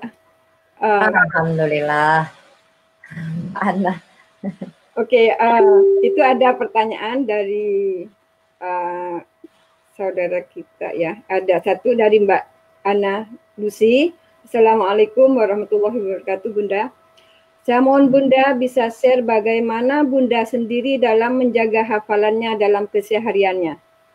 Itu pertanyaan dari Mbak Ana Lucy dari Colorado. Ya. Silakan. Ya, terima kasih Mbak Ana, terima kasih Mbak Lucy, Mbak Ana Lucy ya. Ya. Alhamdulillah, alhamdulillah. Yang pertama saya mohon didoakan, ya. Saya mohon didoakan mudah-mudahan kita semua, saya khususnya dan kita semua insya Allah diberikan kemudahan untuk bisa menjaga hafalan kita, berapapun itu insya Allah. Yang kita lakukan, yang saya lakukan seperti yang tadi sudah saya bahas ya, di poin bahasan tersebut adalah ya, dengan mengulang-ulang. Kita punya bacaan rutin kita. Ya, kita punya bacaan rutin kita punya bacaan rutin secara khusus di malam hari. Mau sholat tahajud misalnya, ya, mau sholat tahajud misalnya kita mau mengedepankan, atau misalnya saya ambil contoh, kita sedang terkait dengan menjaga hafalan ini, kita sedang membahas, bukan membahas, kita sedang menghafal satu juz misalnya, ya sudah 1 minggu misalnya, ya kita sudah, halo Mbak Ana? Iya, Ya. silakan dilanjut. Ya. Jadi kalau kita misalnya sedang ingin menguatkan hafalan yang sudah kita miliki, 1 juz, apa yang harus kita lakukan? Yang harus kita lakukan itu adalah, dan yang bisa kita lakukan bukan harus, ya. Yang bisa kita lakukan di antara yang harus itu adalah, ya, selain terus membacanya, mengulang-ulangnya di kesempatan apapun yang kita miliki, ya. Kita kan beraktivitas dari pagi sampai dengan malam hari. Mau aktivitas kita di rumah sebagai ibu rumah tangga, aktivitas kita sebagai ibu rumah tangga yang juga bekerja, ya, ataupun ibu rumah tangga yang juga sebagai pelajar dan lain sebagainya dan seterusnya dan sebagainya. Insya Allah kita punya waktu-waktu yang pas yang sudah kita ketahui dan bisa kita manage agar kita bisa mereview hafalan kita yang 1 juz tadi setiap hari. Kita usahakan itu setiap hari, ya. Kalau misalnya ketika kita menyetir, kita sudah estimasi waktu kita menyetir dari rumah kita ke tempat pekerjaan kita itu sekitar 15 sampai dengan 30 menit. Berarti kita punya waktu, ya, untuk mengulang-ulang hafalan kita di dalam selama perjalanan menyetir tersebut, ya. Atau kemudian misalnya ketika kita masak, ya, ketika kita masak kita bisa menyetel, ya, bisa mengulang-ulang hafalan kita sambil juga kita bisa menyetel di rumah kita tilawah terkait dengan juz yang sedang kita hafal tersebut, ya, dan seterusnya dan sebagainya. Tapi di malam hari kita usahakan dan pastikan bahwa itu teraplikasikan di dalam sholat malam, sholat tahajud yang kita lakukan, ya, secara khusus. Karena waktu di malam hari itu merupakan waktu yang sangat berharga, ya. Waktu malam hari itu merupakan waktu terbaik, di mana kita bangun ketika manusia secara keseluruhan, ya, secara keseluruhan itu sedang tidur, kita menyalakan lampu, rumah kita insya Allah, lampu rumah kita ini bisa langsung menembus ke langit, ke surganya Allah Subhanahu wa Ta'ala.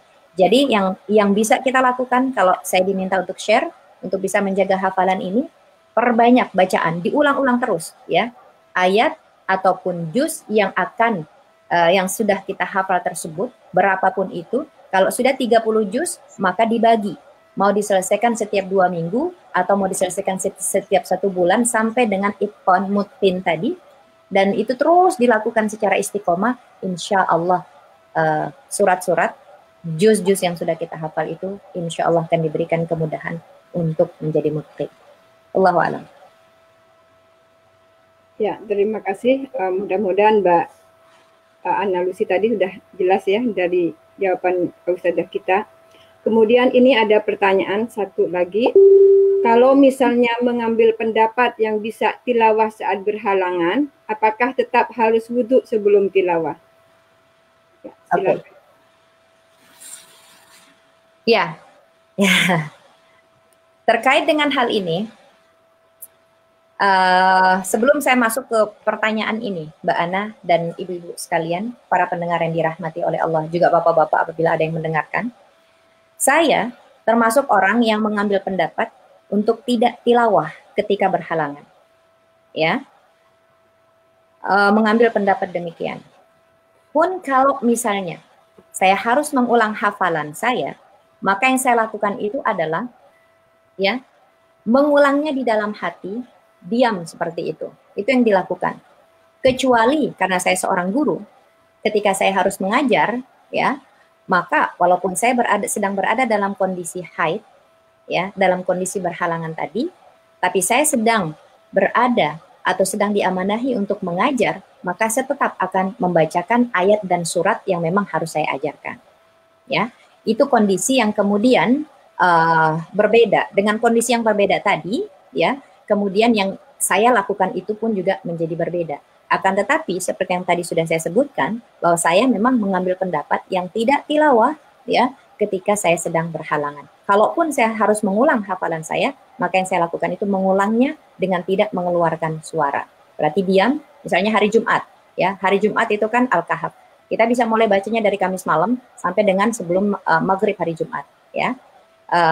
Kalau sedang berhalangan misalnya sudah dibacakan, ya, harus benar-benar ini memastikan kita sampai di ayat keberapa, ya, karena kan kita tidak membacanya sambil bersuara seperti itu, ya, tapi kita mencoba mereview, ya, apa yang sudah kita hafal tadi. walaupun kita pahami bersama-sama, kalaupun itu tidak kita lakukan, tapi sudah sering kita lakukan dan menjadi kebiasaan baik kita setiap Jumat membaca ataupun menghafal Al-Kahf, ya. Tapi ketika kita berada dalam kondisi sedang berhalangan dan kita mengambil pendapat yang tidak membaca, maka walaupun insya Allah kita tidak membaca, pahala, ya, pahala karena tidak kita baca pada hari Jumat tersebut karena kita berhalangan, insya Allah akan tetap diberikan oleh Allah Subhanahu Wa Taala kepada kita. Nah, kalau terkait dengan pendapat yang tilawah saat berhalangan, ya, maka tentunya namanya juga sedang haid. Haid itu kan berarti seseorang itu tidak berada dalam kondisi tohiroh, ya. Sementara berwudu itu kan merupakan kondisi untuk membersihkan fisik kita, ya, dari najasah, dari kotoran, ya. Maka itu tidak berlaku seperti itu. Wallahu a'lam bishawab, ya. Itu juga berlaku untuk yang nifas ya, Ustazah. Kalau nifas kan waktunya panjang, jadi kalau selama nifas tidak bertilawah begitu karena nifasnya panjang. Insya Allah itu tadi Mbak Ana dan ibu-ibu semuanya, ya. Semua itu dari Allah Subhanahu Wa Taala. Pendapat manapun yang diambil, misalnya ibu-ibu, Mbak Ana dan yang lainnya mengambil pendapat ya bahwa bisa tilawah, ya saat berhalangan tadi, ambil pendapat tersebut. Ya, tidak masalah. Ambil pendapat tersebut dan perhatikan adab-adabnya. Lakukan itu semata-mata karena mencintai Allah Subhanahu Wa Taala. Ya, lakukan itu sesuai dengan adab yang sudah ada tadi. Perhatikan adab-adabnya dengan sebaik mungkin. Sedang sedang haid misalnya, ya sudah perhatikan yang lain-lainnya. Gosok gigi sebelum memulainya, menghadap ke kiblat, ya, kemudian menutup aurat dan seterusnya, memulai dengan ta'awudz, kemudian membaca basmalah dan seterusnya dan sebagainya. Perhatikan adab-adab tersebut dan lakukan semata-mata karena Allah Subhanahu Wa Taala. Dan tujuan kita tilawah untuk apa? Untuk mendekatkan diri kepada Allah Subhanahu Wa Taala. Kalau dengan hal tersebut kita mampu dan bisa mendekatkan, menjaga kedekatan kita dengan Allah Subhanahu Wa Taala, lakukan. Karena ada juga ulama yang mengatakan demikian, membolehkan, ya. Tapi kalaupun kemudian, ya, kita mengambil pendapat yang mengatakan tidak tilawah ketika kita berhalangan, ya, kita tidak tilawah ketika kita sedang berhalangan, ya, maka insya Allah dengan izin dan karunia dari Allah itu juga akan diberikan kepada kita insya Allah, ya, karena kita mengambil pendapat tadi dan memperhatikan adab-adab yang ada di dalamnya. Allahu a'lam bishawab. Ya, terima kasih, mudah-mudahan jelas ya tadi yang bertanya. Ini ada beberapa pertanyaan lagi dari Mbak Lili Yuliani. Bagaimana caranya untuk istiqomah? Ya, makasih Mbak Anna. Dan Mbak siapa tadi mana? Lili Yuliani. Mbak Lili Yuliani, oke. Salam kenal Mbak Lili, insya Allah dari saya di St. Louis, insya Allah. Ya, terkait dengan cara agar kita istiqomah, ada 4 hal yang tadi sudah saya sebutkan. Yang pertama itu kita fahami, punya ilmu pengetahuannya dulu tentang sesuatu hal yang kita ingin diistiqomahkan. Ya, sekarang kita ingin diistiqomahkan dalam program, misalnya program apa saja di DKQ ini yang sedang kita ikuti. Kita ingin diistiqomahkan dalam tahfidz misalnya. Ya, saya sedang menghafal dan mentargetkan juz 29 selama 3 bulan ke depan. Ini contoh ya. Mudah-mudahan saya bisa menyelesaikan juz 29 atau juz 30 dalam 3 bulan ke depan. Bagaimana agar saya bisa istiqomah? Tadi saya sudah mention ada 4 hal yang bisa membantu kita untuk bisa istiqomah.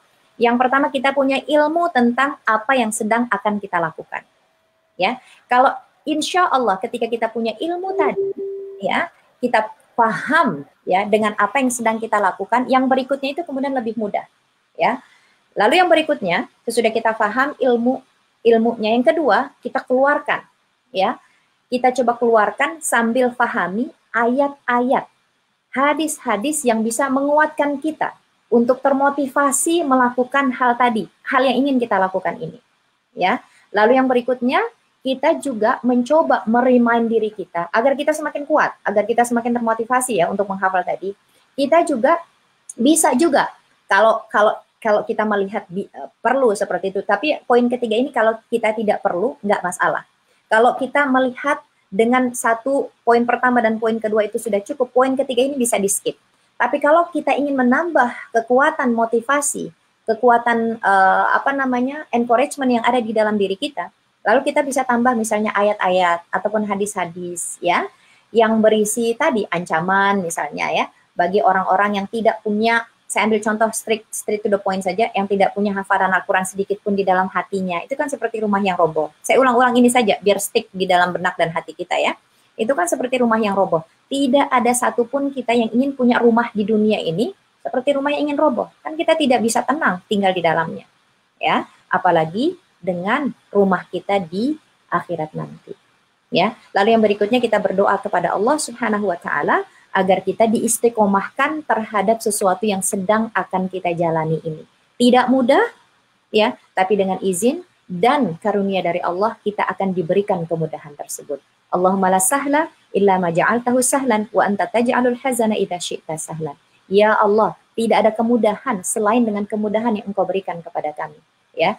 Wa anta taj'alul hazana, dan Engkau bisa menjadikan kesedihan itu, wa anta taj'alul hazana idza syi'ta sahla, dan Engkau bisa menjadikan kesedihan itu mudah apabila memang Engkau menghendakinya.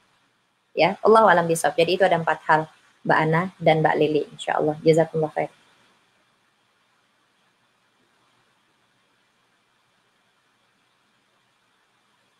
Lanjutan dari pertanyaan yang pertama kedua tadi. Bagaimana pada saat kita ada kelas tahfidz dan kita sedang berhalangan? Ini sehubungan dengan pertanyaan yang pertama dan kedua tadi. Ya. Terima kasih Mbak Ana. Ya. Saya juga saat ini sedang ambil kelas ijazah. Insya Allah mohon doanya. Dan di kelas ijazah tersebut, walaupun sedang berhalangan, kita juga sebelum mendetailkan beberapa materi, ya, itu kita ada recitation terlebih dahulu. Jadi kita membaca satu page, ya, satu halaman seperti itu. Ya, dan saya seperti misalnya saat ini saya sedang haid, ya. Tapi saya dan kita semua yang ada di kelas itu juga membacanya. Nah, selama itu untuk tujuan belajar mengajar, ya, maka insya Allah diperbolehkan. Jadi kalau misalnya kita sedang berada dalam kelas misalnya tahfidz atau misalnya kelas ijazah tadi, ya, dan memang yang kita lakukan itu adalah membaca untuk memperbaiki karena sesuai dengan tujuan dari kelas tersebut, ya, sesuai dengan tujuan dari kelas tersebut yang sudah kita sepakati dari awal secara bersama-sama, ya, maka kita harus membaca dan itu tidak mengapa insya Allah. Wallahu a'lam bishawab. Nah, tapi membaca ketika kita tidak berada dalam kondisi-kondisi ini, ya, nah itu kembali kepada pendapat mana yang kemudian ibu-ibu ambil. Lalu bagaimana misalnya, ya, dengan membaca bismillah, ya, membaca alhamdulillah ketika kita mengawali, ketika kita mengakhiri satu perbuatan. Ya, menurut mayoritas para ulama juga, ya, menurut para ulama, kalau ayat-ayat Al-Quran terkait dengan doa, maka itu kita diperbolehkan. Ya, kita memulai sesuatu dengan bismillah, bismillah adalah ayat Al-Quran, tidak masalah kita ucapkan. Mengakhiri sesuatu dengan alhamdulillah, alhamdulillah itu adalah bagian dari ayat Al-Quran, kita lafalkan insya Allah tidak mengapa selama itu merupakan doa. Ya, masuk ujian Rabbana hablana min Rabbana atina fid dunya hasanah misalnya dan seterusnya, itu doa kita insya Allah tidak masalah. Wallahu a'lam bishawab. Terima kasih. Kemudian ini masih ada beberapa lagi pertanyaan. Masih ada waktu Ustazah Rita untuk menjawab beberapa pertanyaan? Boleh Mbak Ana, masih insya Allah. Alhamdulillah. Ini ada dari Rahmi Suryanti Dewi. Assalamualaikum Bunda. Menurut Bunda, cara menghafal Al-Quran yang paling mudah itu dari mana? Apa dari juz 1 ke belakang atau dari juz 30 ke depan? Ya, yang paling mudah itu adalah menurut, ya, terima kasih Mbak Rahmi Suryanti Dewi, jazakillahu khairan. Yang paling mudah itu adalah, ya, biar kita termotivasi terus, ya, terus bergerak ke depan gitu, ya, tidak stuck, adalah mencoba, ya, menghafal dari apa yang sudah pernah kita hafal. Mayoritas kita semua banyak yang sudah menghafal juz 30. Mulai dari situ, ya, dari juz 30. Kemudian bergerak juz 29, ya, bergerak lagi juz 28. Tapi kalaupun misalnya mau bergerak, selesai juz 30, langsung kembali ke juz 1, nggak masalah. Tapi kalau berbicara tentang bagaimana mulailah dari sesuatu yang mudah dulu buat kita. Ya, jadi itu dari juz 30, selesai juz 30, mudahnya itu dengan melanjutkan juz 29 misalnya, ya, sampai dengan juz ke 20, ya, atau sampai dengan juz ke 21, selesai juz 21, balik ke Al-Baqarah lagi juz 1, enggak masalah. Wallahu a'lam bishawab. Mana yang lebih mudah menurut Mbak Rahmi ataupun ibu-ibu sekalian? Ya, terima kasih. Kemudian ada satu lagi, ini dari Win Sumiono. Assalamualaikum. Apakah kita boleh ketika kita melihat Al-Quran kalau kita lupa pada waktu sholat? Ya, terima kasih Mbak Win Sumiono. Insya Allah. Kalau untuk sholat fardu, saya yakin insya Allah kita sudah hafal insya Allah ayat-ayat yang sedang kita akan baca. Tapi ini terkait dengan sholat sunnah kita, ya, sholat tahajud, qiyamul lail yang mungkin kita inginkan setiap malam itu mungkin 1 juz kita selesaikan dan khawatir kita lupa. Kita boleh meletakkan Al-Quran di samping kita. Kalau kita lupa kemudian kita buka, ya, insya Allah itu boleh dilakukan. Tapi kalau untuk sholat selain itu, ya, insya Allah minimal kita membaca ayat itu kan 3 ayat itu sudah cukup. Kecuali yang panjang ya. Kan ayat terpendek di dalam Al-Quran itu adalah surat Al-Kautsar. Inna a'tainakal kautsar fasholli lirabbika wanhar inna syani'aka huwal abtar. Itu terdiri dari 3 ayat. Dan Al-Kautsar ini merupakan surat yang jumlah hurufnya lebih sedikit dan termasuk dalam kategori surat terpendek di dalam Al-Quran. Jadi kalau kita sedang sholat, membaca 3 ayat, kita ingin baca An-Naba misalnya, atau kita ingin baca Abasa wa tawalla an ja'ahul a'ma wa ma yudrika la'allahu yazzakka. Terus kita lupa. Ya sudah, rukuk, nggak masalah insya Allah. Wallahu a'lam bishawab. Ya, alhamdulillah. Ada satu lagi ini pertanyaan. Al-Quran memberikan banyak kode, butuh kepekaan untuk memahaminya. Sudah dibaca berulang-ulang, tapi kita belum bisa menangkap hikmah-hikmah itu. Di mana letak salahnya? Dan apa yang harus diperbaiki? Oke, insya Allah, masya Allah. Masya Allah, mudah-mudahan Allah memberikan ya kita kemampuan untuk menangkap hikmah-hikmah sinyal-sinyal dari Allah dengan sepenuh ya, seutuhnya, tidak ada yang miss dari kita insya Allah, amin ya rabbal alamin. Apabila ada ternyata kita mendapati diri kita berada dalam situasi dan kondisi seperti ini, kita harus melafalkan alhamdulillah. Alhamdulillah, karena kita ternyata masih merasakan masih ada sesuatu yang hilang. Masih ada sesuatu yang kurang dari dalam diri saya terkait dengan kitabullah, ya. Bagaimana saya bisa menangkap hikmah yang banyak, ya, dari kitabullah ini, sementara saya sendiri masih agak tertutup seperti itu. Tertutup di sini bukan berarti masih agak kurang seperti itu ya, bukan tertutup. Masih agak kurang. Apa yang harus saya lakukan? Yang pertama sekali harus kita lakukan, kita beristighfar kepada Allah Subhanahu wa taala. Yang pertama tadi alhamdulillah, ya, karena kita ternyata diberikan ya hikmah ini untuk melihat kekurangan. Ini merupakan hikmah dari Allah juga ketika kita mampu melihat kekurangan kita di dalam berinteraksi dengan kalamullah ini. Kita melafalkan alhamdulillah, kemudian yang kedua kita melafalkan istighfar kepada Allah, ya. Istighfar, perbanyak istighfar kita. Lalu kemudian kita mohon kepada Allah Subhanahu wa taala ya agar kita ditunjukkan, ya, agar kita ditunjukkan oleh Allah dengan sebenar-benar kejujuran kita tentunya, di mana apa yang harus saya perbaiki ya Rabb. Kalau kita sudah, dan kita akan diberikan petunjuk itu oleh Allah apabila kita benar-benar jujur kepada Allah, ikhlas. Ya Allah, mohon tunjukkan. Allahumma arinal haqqa haqqa wa arinal batila batila. Ya kan? Allahumma arinal haqqa haqqa warzuqna ittiba'ah wa arinal batila batila warzuqna ijtinabah. Ya Allah, tunjukkanlah kepadaku yang hak itu sebagai yang hak dan berikanlah aku kemudahan untuk melakukannya. Dan tunjukkanlah kepadaku yang batil itu sebagai batil, warzuqna ittiba'ah. Dan karuniakanlah, rizkikanlah kepada kami, warzuqna ijtinabah, mohon maaf. Dan karuniakanlah, rizkikanlah kepada kami kemampuan untuk menghindarinya.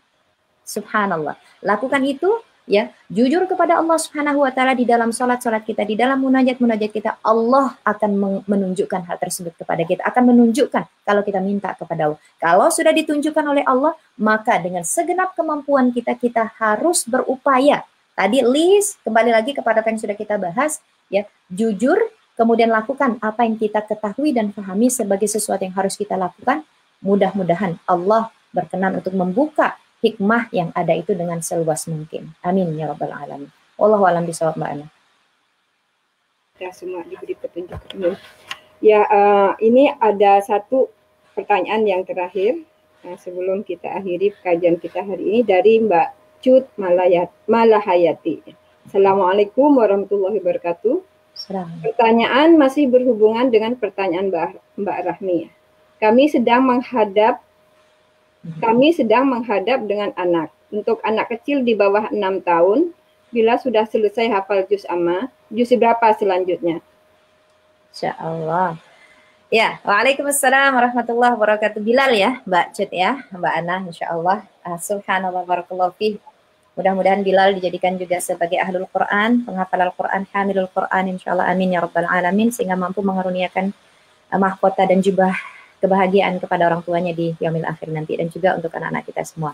Nah, untuk anak-anak yang sudah menyelesaikan juz 30, Masya Allah juz ammanya, juz amma itu juz 30, alhamdulillah ya.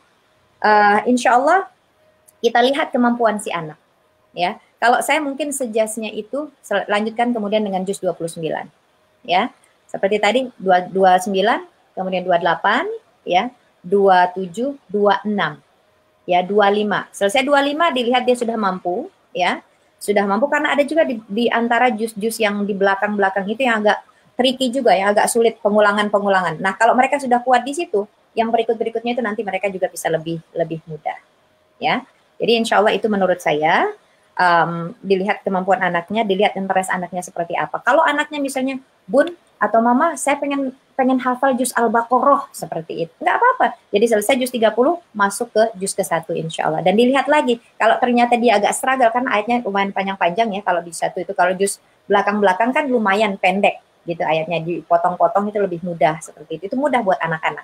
Tapi kalau misalnya dia punya motivasi tersendiri, ya, untuk bisa menghafal surat Al-Baqarah luar biasa keutamaannya kalau kita hafal. Kalau sedang pindah rumah kan surat Al-Baqarah yang kita baca. Kalau dia ingin baca hafal surat Al-Baqarah, nggak masalah, berikan surat Al-Baqarah. Kalau dia ternyata stuck nanti, dan kita terus mencoba membantu dia untuk menambah hafalannya, tapi masih agak sulit juga, ya nggak masalah, kembali lagi ke juz 29.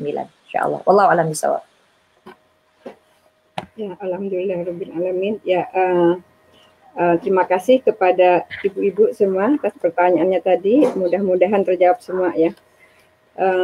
Demikian kajian kita pagi ini. Insya Allah mudah-mudahan bermanfaat. Sekali lagi terima kasih atas partisipasinya, terutama kepada ustadzah kita telah berbagi ilmunya dengan kita semua. Semoga ilmu yang kita dapat hari ini menjadi ilmu yang bermanfaat, penuh barokah, dan menjadi amal jariah kepada Ustadzah Rita ya. Sebelum kita tutup kajian kita, saya mohon Ustadzah Rita untuk mendoakan kita semua di sini. Silahkan.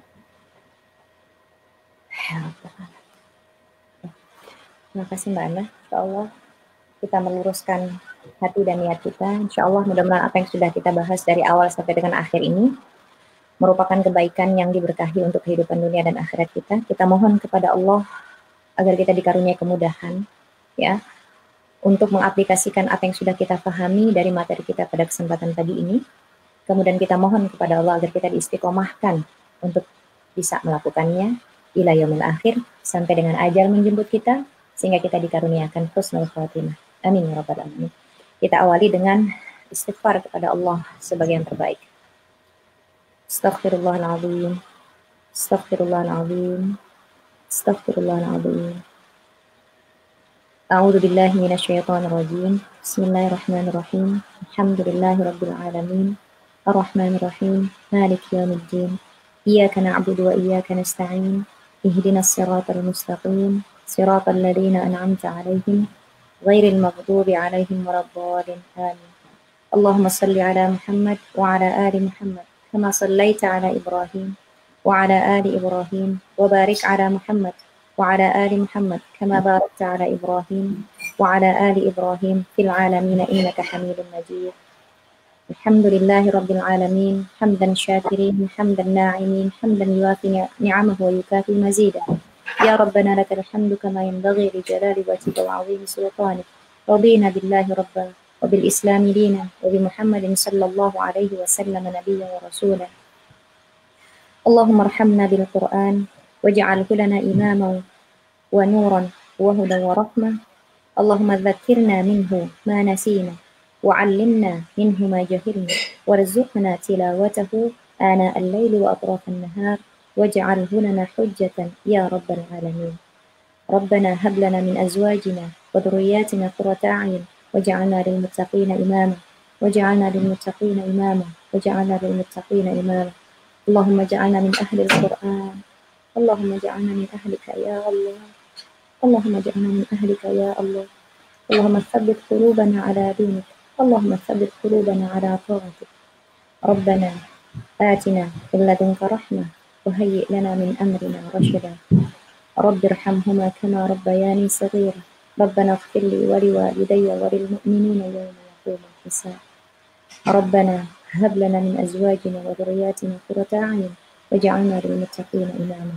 ربنا آتنا في الدنيا حسنة وفي الآخرة حسنة وقنا عذاب النار.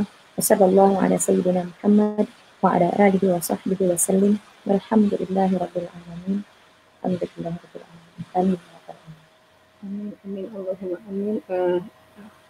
Alhamdulillah telah berakhir kajian kita pagi ini. Terima kasih sekali lagi kepada Ustazah Rita, juga kepada Mbak Mar'ah tadi yang telah bertilawah untuk kita.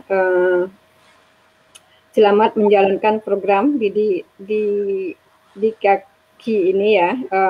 Mudah-mudahan dimudahkan jalannya, lancar jalannya dan berhasil sesuai target yang ingin dicapainya. Amin. Saya sebagai moderator dan seluruh kru yang ada di balik layar, ya ada Mbak Dewi dan Mbak Prias, dan juga ada beberapa asisten yang lain. Mohon maaf bila ada salah dan hilaf. Akhir kalam, kami tutup majelis ini dengan kafaratul majelis. Subhanakallahumma wa bihamdika asyhadu an la ilaha illa anta astaghfiruka wa atubu ilaik. Assalamualaikum warahmatullahi wabarakatuh. Waalaikumsalam warahmatullahi wabarakatuh.